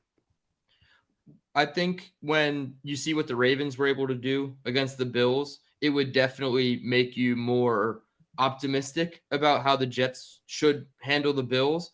But I guess only to play devil's advocate, because I want them to do exactly what you said, continue running the ball, giving Justin those easy reads. The Bills defense is now going to adjust to that, knowing that that is our bread and butter as well. So they just went back all week and practiced the quarterback, running back mesh point and trying to distinguish who in the backfield is getting the ball. So I would anticipate the Bills on their side to be better with that part of the game, but that's where Tanner Engstrand then has to turn it around, adjust to the adjustments, and get ways to combat that as well. So I do agree, schematically, game plan wise, it would be how I would attack Buffalo. I just want to know how much they do of that, considering they just saw a very similar version of that with Baltimore. Yeah, so I think the Jets' offensive line is better than Baltimore's offensive line, and I'm just being arguably, sure, and so I think just being the big boys up the middle, I think they can still push them around, and plus I think Buffalo's defense is also hurting. I think one of the cornerbacks might not be playing, so let's see how that goes as well. But that's all I had to say, Jake. Like I said, I want to be a staple going forward. I will be calling more often, and I'm looking forward to seeing both of you guys in Tampa. That's right, Michael. You're doing a great job, man. I love your calls. Keep it coming. Shout out to Bo C, our guy Bo. He's getting himself in the raffle for 5 more tickets. We're the freaking New York Jets, so we're built for this shit. You got a channel membership from Bo. Make sure you thank him. The following people did. Tammy C. Tammy, you got to call back in. We could use a Tammy C call. Jenks, Anthony Muscarella, Kona, SB24 Projects, all receiving channel memberships. We got a couple more people still on hold, and we're definitely going to get to their calls. But Dylan, this was sent to me. I want your take on it, and then maybe we'll ask Beast if he's willing to come on to confirm or deny if this is him. Someone told me that Beast was on an episode of The Biggest Loser, and that's how he was able to lose the 70 pounds over the last 3 months. Did you hear the same thing? Yeah, I mean, that's incredible. I mean, lose 70 pounds down to 385. That's a really big achievement. Beast, continue becoming the Biggest Loser. That's awesome. And the shirt, obviously, you have to rep the Alliance. He's been repping the Dangerous Alliance for a very long time. I got gas right now. Beast, is that you? Biggest Loser, huh? Really? That's the show. The loser of weight, not loser in life. Who the fuck thought of that goddamn idea? Loser in show, not loser in life. It's a loser, like losing weight. The Biggest Loser was awarded to whoever lost the most weight on the show, Beast. And thus being won. The Biggest Loser means that you won because you lost the most weight. It's an achievement, Beast. We're handing you an achievement, and you're denying it. This bullshit. Turn it sideways and stick it. I think it's a good achievement, but obviously he does not. Peace, thank you. All right. I tried. On that note, let's shout out Big Loyal. He is in the Asmaniac raffle now for 5. Hello. You play to win the game. Today we're playing to win a Justin Fields jersey in the color of your choice. Thank you for supporting the channel. Big Loyal, Shaft, Luke Gordon, Jets Pauly, ADR, Dre, all receiving a channel membership. Thank you very much to Big Loyal for his support. More calls right now. Papa Jet is on the line. Hello, Papa. You're next. You got me? Yes, sir. Hey, real quick, just a kind of a shout out to Jason from Jerusalem and Purple Belt Mike. I caught the this morning's replay, and they said some kind words about just, you know, what we're going through with what happened yesterday and today's being a bad day in our history. So they said some kind words. They were kind of touching, so appreciate that. So God bless them. And Jake, God bless you too, because I didn't know you had family lost in 9/11. So yeah, my stepdad lost his brother in 9/11. So yeah, this is wow, obviously a very, very tough day for him and, you know, that side of the family for sure. Yeah. And yesterday was I had a daughter that passed, and yesterday was 21 years for that. So it was I'm kind sorry of to a hear tough that, day Papa. tough day for So me sorry. too, you know. But as far as the Jets go, with the game last week, the biggest takeaway I got out of that was, everybody's like you heard a lot of reports that Justin Fields uncomfortable in the pocket and accurate throwing, and to me, he looked pretty comfortable and he was pretty accurate. I know it's only one game, so I'm going to judge it after the season, but it's a good start at least for him, For sure. For sure. You'd rather him Absolutely, play yeah. great than be awful, Absolutely. Right. And then about a day or two ago, I was just thinking about this Bills game, and if you look at the starting lineup, just of both teams, I don't think Buffalo is that much. Maybe people will disagree with me, but I don't think they're that much ahead of us. When you look at starters, they probably have a better depth, but obviously where they have the big advantage is with the quarterback. But when I look at like defensive tackles, defensive ends, linebackers, running backs, even their wide receiver, I'll take Wilson over Coleman and Shakir. They probably just have a little bit more depth there, but I don't think we're that far behind Buffalo, other than the quarterback.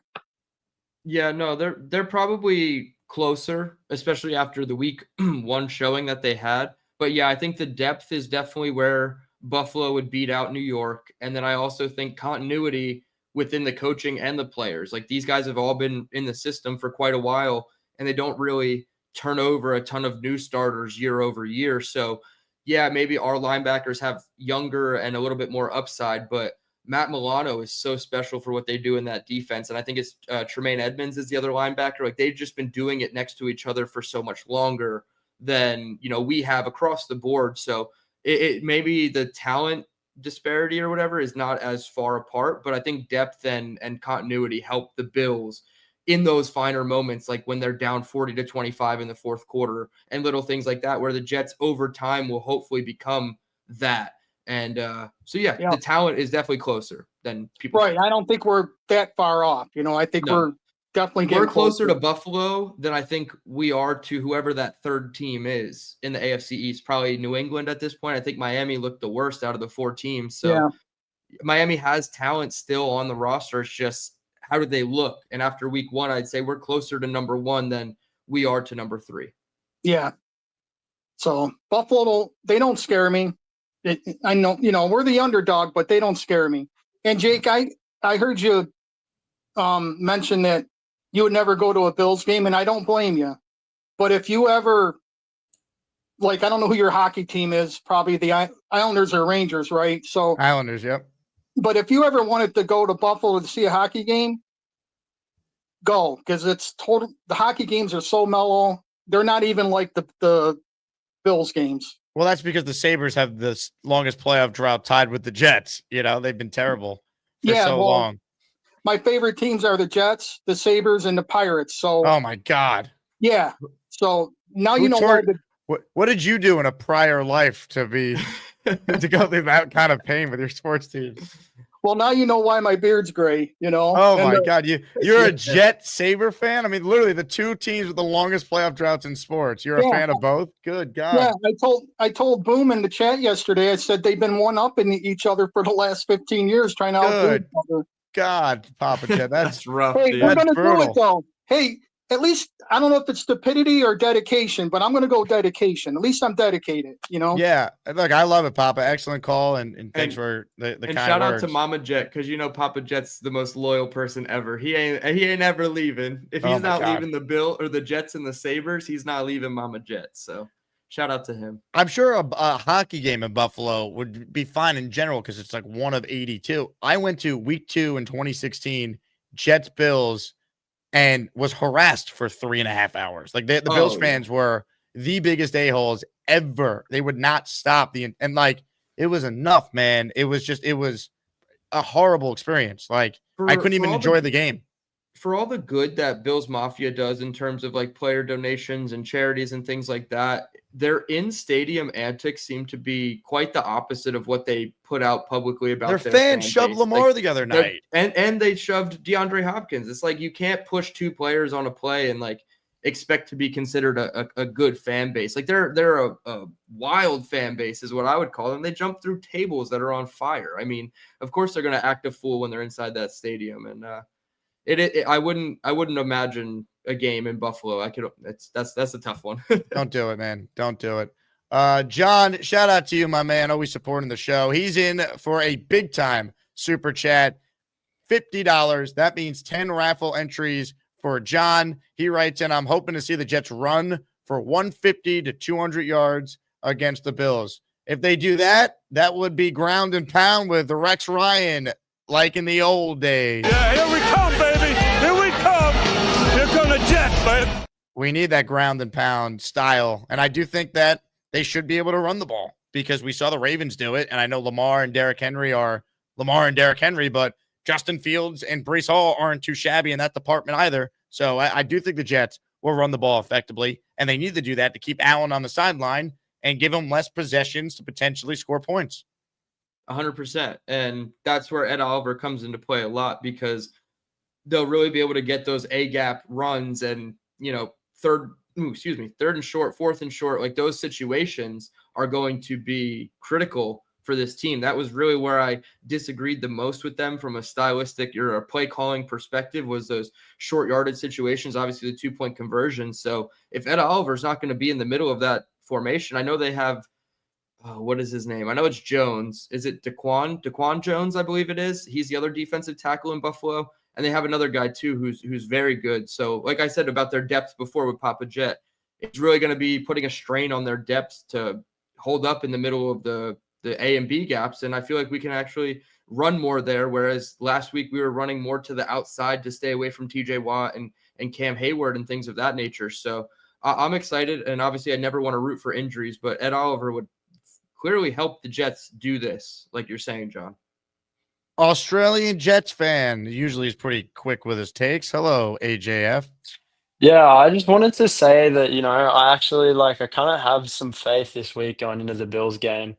I'm just thinking about last year's game, last year when we played them the first time, just thinking about, how that sort of ended. We were really in that game for most of it. And I thought the Jets were going to win before Greg Zuerlein kicked us out of it. And also, I don't know, I feel like the defensive line this year, at least in that first game, looked a lot better than they sort of did last year. I don't know if they're going to let Josh Allen just run amok and scramble in the pocket for 10 hours on every play this time either. So I have faith. I think that, if things go right, which they seem to never do for the Jets, then they could actually win this game. Yeah, Australian Jets fan. I like the points. If things go right, the Jets can win the game. I love it.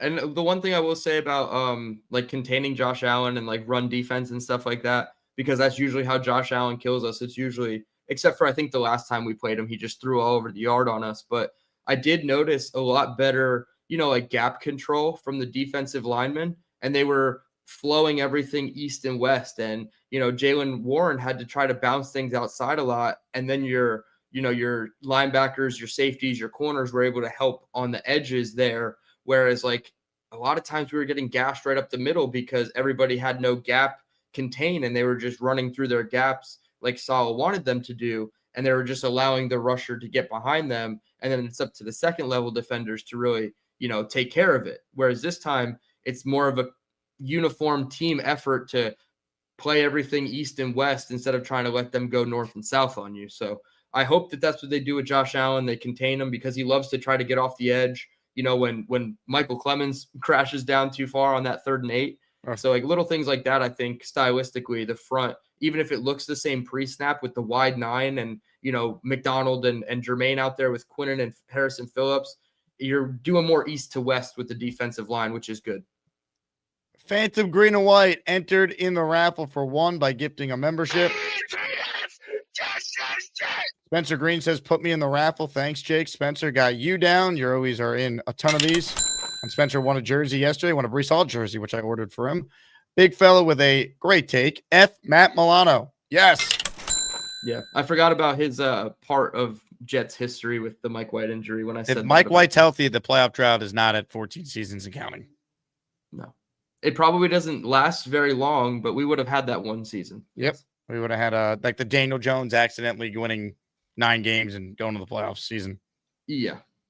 Which the crash out of that was very predictable, by the way, for the Giants. It actually set them back because they were forced to keep him and not keep Saquon, and then they went through hell. And One now of my they longest friends is a Giants fan, and I told him that was the worst thing that ever happened to them. And it didn't amount to anything because they got bounced anyway. Yeah, they did win a playoff game, but then they got Yes. crushed by the Eagles. Wasn't it the year they beat the Packers? They beat the Vikings. Vikings, okay, yeah. Dre Day to Jet fan in our Fields jersey raffle. Last chance to get in because we're going to end the show soon. We got a couple of callers left. We do have some breaking news here, though, that I definitely want to hit on here, but I want to do this appropriately. Breaking sports news on the Jake Asman Show. Beastbreaker, who had a hissy fit earlier, says he just took a shit and feels better. So, Beast, thank you. Peter Castro then followed that one up with Beast wipes his ass with his hand. Dylan, your thoughts? Well, what's the saying? Be a man, use your hand. So I don't subscribe to that. I don't also do the bidet method like Jake does. I'm somewhere in the middle with my 2-ply toilet paper. Listen, I wasn't always a bidet man, but then when Tushy was a sponsor last year, now I'm a bidet man. We could get into this maybe in Tampa, but I have a lot of concerns about using a bidet. Really? Yeah. Maybe a members only video on Dylan Tereman's YouTube channel will expand. Testing out my new bidet. Come join me. No. All right, more calls. Let's say out of Team Curry, who's next. Hey, Team Curry. Gentlemen, for the love of God, we got to beat Buffalo. I have some Buffalo fans coming over to the house on Sunday, and I'll tell you, Xavier Gibson, I'm glad he's gone, but that night that he took that punt back, I wore my Jets shit everywhere.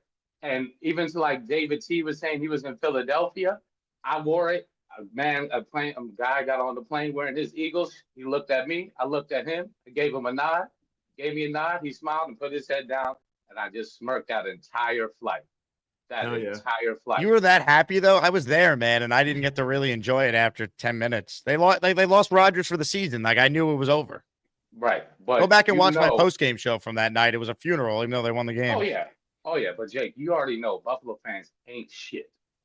I mean, I can't stand them, so yes.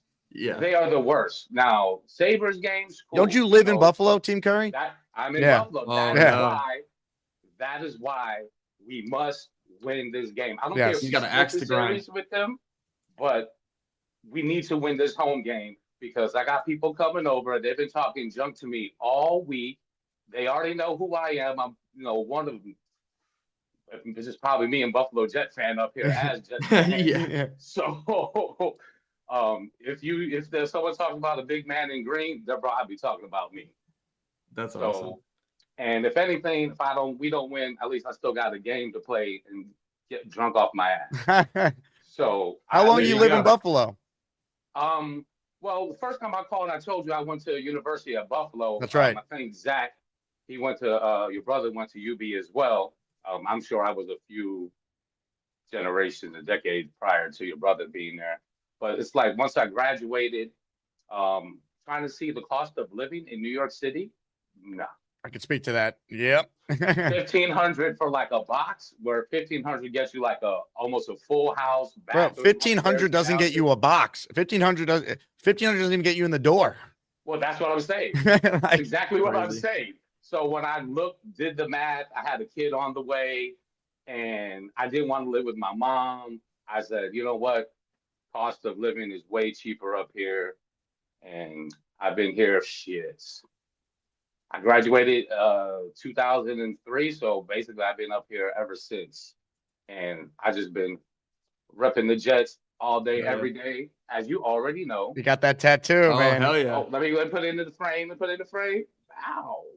Nice. Jets, Jets. Hey, I You know want what them I'm to win saying? badly for you, Team Curry. It'd be awesome, man. I just want them to win. That feeling of overtime. I got out of my seat. I think all my chains fell off me, and I lost it.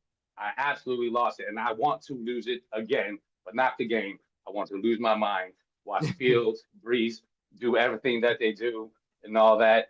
And just before I go, shout outs to all the Blue Wrench Warriors, Midnight Crew, A1 Day One, Shiners, everybody that's worldwide. Y'all have a good one, gentlemen. T. Curry, you're the man. Let's go, baby. We're the freaking New York Jets, so we're built for this shit. Man, I That's want them to awesome. win so bad for him and for Buffalo Jet fan. I mean, to have to live in Buffalo and deal with that. Ugh. Yeah, I would just tell people I live in New York and let them assume that it's city or like right outside the city. I wouldn't just be like, yeah, I'm from Buffalo. I would just be like, yeah, I'm from New York. Unreal. Gator says, did I miss the news that the Giants claimed Gibson? Yeah, we talked about that earlier, Gator. The Giants did, in fact, claim Xavier Gibson, and their punt returner, kick returner is hurt, so he might be active right away from them. Derek gifting 1 membership. He is in the Asmaniac raffle for 1.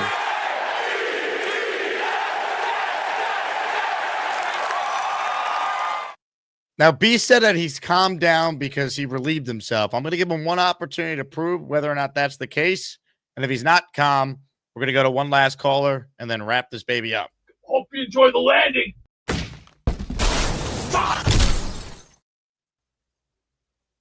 What do you need? I'm about to do something right now.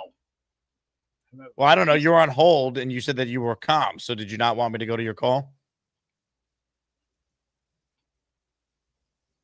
After what I saw today, I'm glad I took about a nice 10-pound dump to get that, whatever was out of my system, and then I have to, here I wipe my hand with my ass.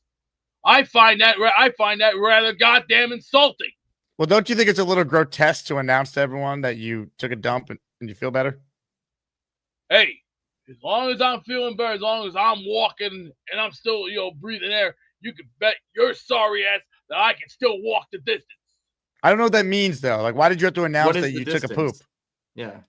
You can't walk anywhere. You try putting a lot of stress on yourself every single day. With sore knees, sore backs, and most lose people weight. Have, then I was gonna say that's a weight issue. Why eat let me healthy? fix, damn you! Yes, sir. You will cooperate. You will cooperate right now. I'm like Jack Nicholson in this part here. Just right Sir, now. yes, sir. You can't handle the truth. You'll never handle the truth because you'll get it wrong as always. You can kiss my big ass. Woo! Hey, Beast, have you thought about losing weight? That would help with the knees, Have man. you ever thought about gaining some muscle? Because I got muscle. Yeah, but you have blubber too. It's affecting you. Blubber my ass. You said your joints hurt. All this. Your knees hurt. You don't want to go to distance with me. You don't want to go to distance. What do you mean go the distance? You don't leave the attic. You're not going anywhere. Oh shit! I do more with my one hand than you can't do on your best day. No, I think my I don't know if that's true. My hands work better than your hands. I didn't fumble. Yeah, you're full of your own shit. No, you're full of your own shit. Nah, I think that's you, buddy. You're on the wrong side of the train tracks, buddy. Choo choo, baby. Take a ticket. See ya. Hey, Beast, just because you turned your camera up doesn't mean we know you're not still there. All right, we'll see you later, Beast. Bye-bye. Man, we're just trying to help him, Dylan. He said he was going to be calm. He said that he had joint problems and suggested losing weight. I was trying to give some good advice too. I was trying to be a friend to Beast, and in that moment, you tell me your knees hurt, your back hurts, and maybe you got to lose that 70 pounds you really talked about. Team Curry says Beast blue cheese goes with wings, not ranch. I got to admit, I do like ranch better than blue cheese, though. But Beast was talking about only hot sauce on it, and he was like anti blue cheese, but blue cheese, like people love blue cheese. Yeah, I don't discriminate. I don't hate anybody's take, ranch or blue cheese. I personally just order my wings naked and just dip it in the sauce. So I don't do either. Ladies and gentlemen, last chance to get in the raffle because we've reached our final caller, and he's rising up in the Asmaniac rankings. And Dylan, I think this guy has a chance to make a run in March. Sean joins us. Hello, Sean. Hey, what's up, Dylan and Jake? What's How up, you guys Sean? doing? I like the glasses, Doing good, man. How are you? Thank you very much. I'm like mono, trying to always switch up shades. You look like the cooler version of Travis Kelce. Like Yeah, Travis weird. Kelce before he met Taylor Swift. Yeah, but come on, man. Would you be with Taylor Swift if you could? Yes, she's a billionaire. Oh, no questions asked, of course. I would But absolutely. congratulations on the engagement. There's no question about that one. But she got a flat ass, but she got a lot of money. But come on, man. Calm your freaky down. No, but I just want to say that inspired by what Glenn has put on the field, like the productivity that he's put on his players. And I think, with the Gibson thing where he relieved Gibson, of his job, I think that says a lot. It reminds me of Parcells, like don't take no BS. You don't want to play with, you want to cause penalties and fumbles and you're gone, man. That's it. And check this out, Jake. Check this out. Oh, I got the AG jersey. I got the 31 jersey, but it came in 3XL. And I said 2XL, but so I'm trying to shrink it somehow. But where'd you get it from? Jets, the official Jets zone, something like that. Did you customize it to say, yeah, they won't let you like send it back and get the proper size? Yeah, I mean, I could do that. Yeah, you should. But you paid good money for that thing. It's gonna take a long time to shrink down to a whole size. Yeah, it was like 165, 160 something. Yeah, send it back, man. You spent big money on that. Yeah. All right.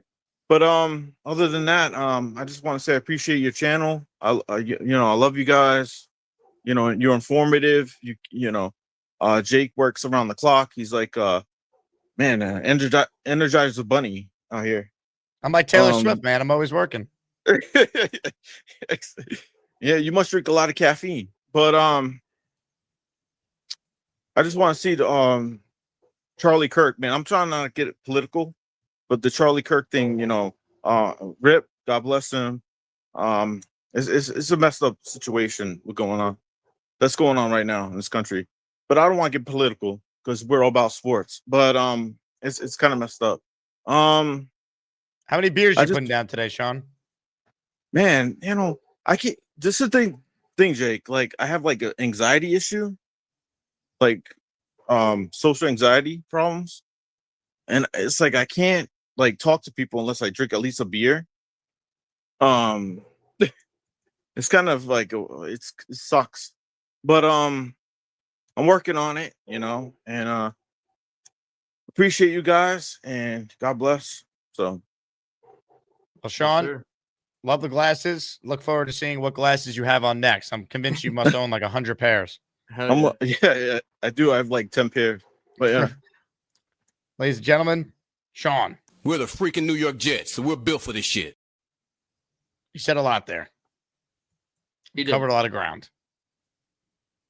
And it may not be political, but we do need to spread awareness about what happened yesterday. Yeah, 100%. It's not political to say murder's wrong and you should never be. No, we should all be on the right side of that one. We should all be on the right side of that one. Come on. Ted Bundy. Hopefully not that Ted Bundy. Spider Jetman died of drug overdose a few months ago. He would love to see Fields play last week. Spider Jetman. I don't know who that is. I'm not familiar either. Ted Bundy. Condolences, though. I don't. Is he a subscriber to our show? Either way, condolences. But I'm not familiar who Spider Jetman is specifically here. Maybe someone in the chat can remind me if they know. All right. I'm not going to read your comment, big fella. Tom D, though, I will read this. There should be a new rule for Beast. If he wants to call, he needs to do 50 jumping jacks on camera. It would be good for his health. He'd passed out after how many, Dylan? I was going to ask if he was able to do 10 push-ups, but 20 jumping jacks, I think he's falling on the bed after about 12. You think so? I don't think we'll ever get to the bottom of it. So you could try to put him on and say, Beast, give us 12 jumping jacks. And I don't think he'll even do that. Yeah, you're probably right about that. Probably right. All right. Peter Castro. Beast knocking boots with Joey. I don't know about that one. All right. Are we ready for the raffle? Always ready. Are you? You didn't sound that ready there. I was caught off guard. I was doing the Gorman looking in the chat. I was caught looking in the chat. My eyes were in the backfield, and the play action was going right over my head. Look, we've all gone full Gorman. There's no doubt about it.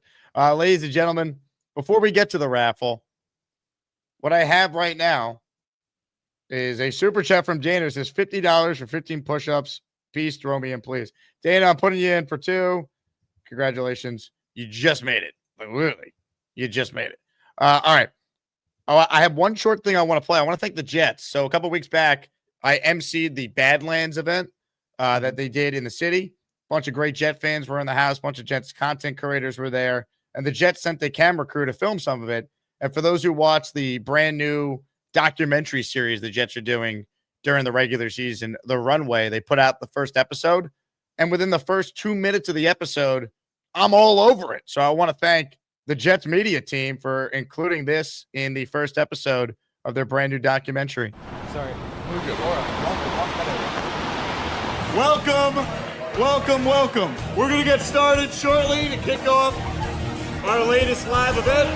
If it's your first time at a Badlands live show, make some noise. If you're feeling good about the New York Jets, make some noise. We're going to have a great time tonight. Up first tonight, we're going to start with the flagship pot. Ladies and gentlemen, we bring on the hosts and the founders of Badlands. Give it up for Joe Caparoso and Connor Rogers. So pretty cool. Shout out to Hell the yeah. Jets for including that. The actual episode, I watched it last night. Very good. So recommend I it. haven't watched it yet. I did the Ricky New York last night, and then I got home and I fell asleep before I could finish watching it. So I am excited to tune in. I'm glad that got shouted out. I knew that the camera crew was going to be there. I think Will talking about it on one of their pods. So that's awesome. I mean, I love when the Jets do that with the content creators. Like I know they did the whole thing where they had content creators come out to One Jets Drive and did a whole Diehards thing. So I like that they're incorporating the fans. That was for more Twitter. because- Like Jets Twitter. They did yeah, that. it was just Twitter, not even just like content creators, but just Twitter. Yeah, that was a cool one. But That's when Boy it kinda- Green did that. I'm going to lose my gosh darn bananas. Yeah, I yeah. had that drop And- from that. And it was the most like easy tell that the team was listening to every word we said about it, and they were making decisions based off of it. So this looks completely different, and I like the style of this one, and I'm ready to get into any in-house content. I love because you just eat up some of that like behind the scenes stuff with the coaches or the players, those funny little moments. So that's the stuff I really like. Also, I want to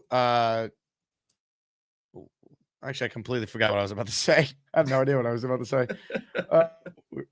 Actually, a very serious thing I wanted to say. We got clarity from the big fella in the yes. chat on Spider Jetman. So I want to find his comment here, but I can't find it. But basically, big fella, here it is. Spider Jetman was the guy who called in with a Spider-Man mask. RIP. I do remember this. He hasn't called in a while. Obviously, we that's just so learned sad. why. So thoughts and prayers to his family. Very sorry to learn that news. It's been so long. I didn't even remember Spider Jetman, but sorry to hear that. And hopefully the Jets play in his honor this year. Drugs are cruel, man. It's a sad world when people get wrapped up in that stuff, and it's hard to get out of it. It's not designed for a one-time thing, and you can just stop doing it whenever you want. It's very tough. Very tough. Absolutely. All right, let's do the raffle now. Let's try and make someone's day. Give them a chance to win a Justin Fields jersey. It's time to announce the winners of the weekly Asmaniac raffle. Let's spin the Jake Asman Show Wheel of Champions and find out which Asmaniac is winning an epic prize. You see the names on the screen. The dramatic music is playing. Only one can win. Who's it going to be? If you win, you have to email me. Otherwise, you won't get your prize. You got to tell me where I'm sending it. The color of the Fields jersey you want. And, obviously, the size. Ladies and gentlemen, one spin to decide it all. Good luck to all. If you don't win, remember, you're still automatically entered in the weekly raffle, which will be on Tuesday this upcoming week. Here we go.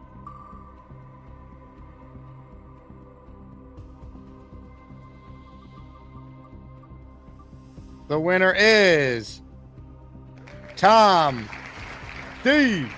Tom D's had some great super chats today that has helped him win, so he is certainly well deserving. First things first, he wrote, "Poor Beast woke up on the wrong side of the attic." Then he wrote, "Beast, it looks like you sit in your cave all day and eat." And I think there was another one earlier in the show, Tom D chiming in and said, "I hope Gibson loses games for the Giants," after Abdul Carter's comment. So a banner day for Tom D, and he gets rewarded by the Asmaniac raffle gods. He is your winner of a Justin Fields jersey. Hit the Jet chant for Tom D. Awesome. Congrats to Tom. On that note, that's going to do it. DT, plug your channel again. Let's get you to 1,000 subs. Let's get you to a spot where by the time I see you in person in Tampa, you're going to be buying everyone drinks because you're making so much cash. Oh, man, that would be the hope, right? I appreciate everybody who subscribed during this episode. I'm at 920, so 80 away. At Dylan Tereman, just like you see on the bottom of the screen here, my full name. You will see the DT logo.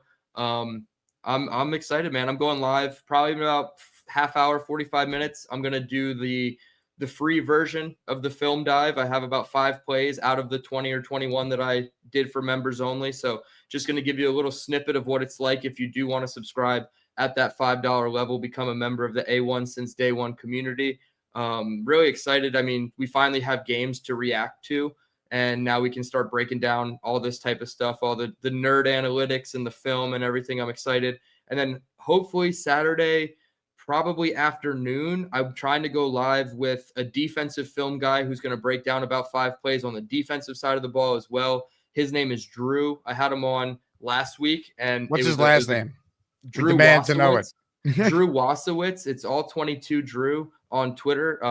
He'll be on with me on Saturday. I'm not sure if it's going to be Saturday AM or PM. So look for me Saturday as well. But in about a half hour, I'm going live on my channel at Dylan Tereman, excuse me. And we're breaking down some offensive film. Ladies and gentlemen, I'll be tuned in 30 minutes from now to the Dylan Tereman experience. On that note, love all of you, but I saved possibly the best for last here. I'm going to play us out with a recap of how Peter Castro tore his ACL. Ladies and gentlemen, go Jets. Subscribe to the channel. Subscribe to DT's channel. And I will talk to you guys tomorrow. Fireman Ed joins us at 10 a.m. and Nick Faria joins us at 4 p.m. It's Football Friday. Go Jets, everybody. Damn it, son of a bitch, my freaking leg.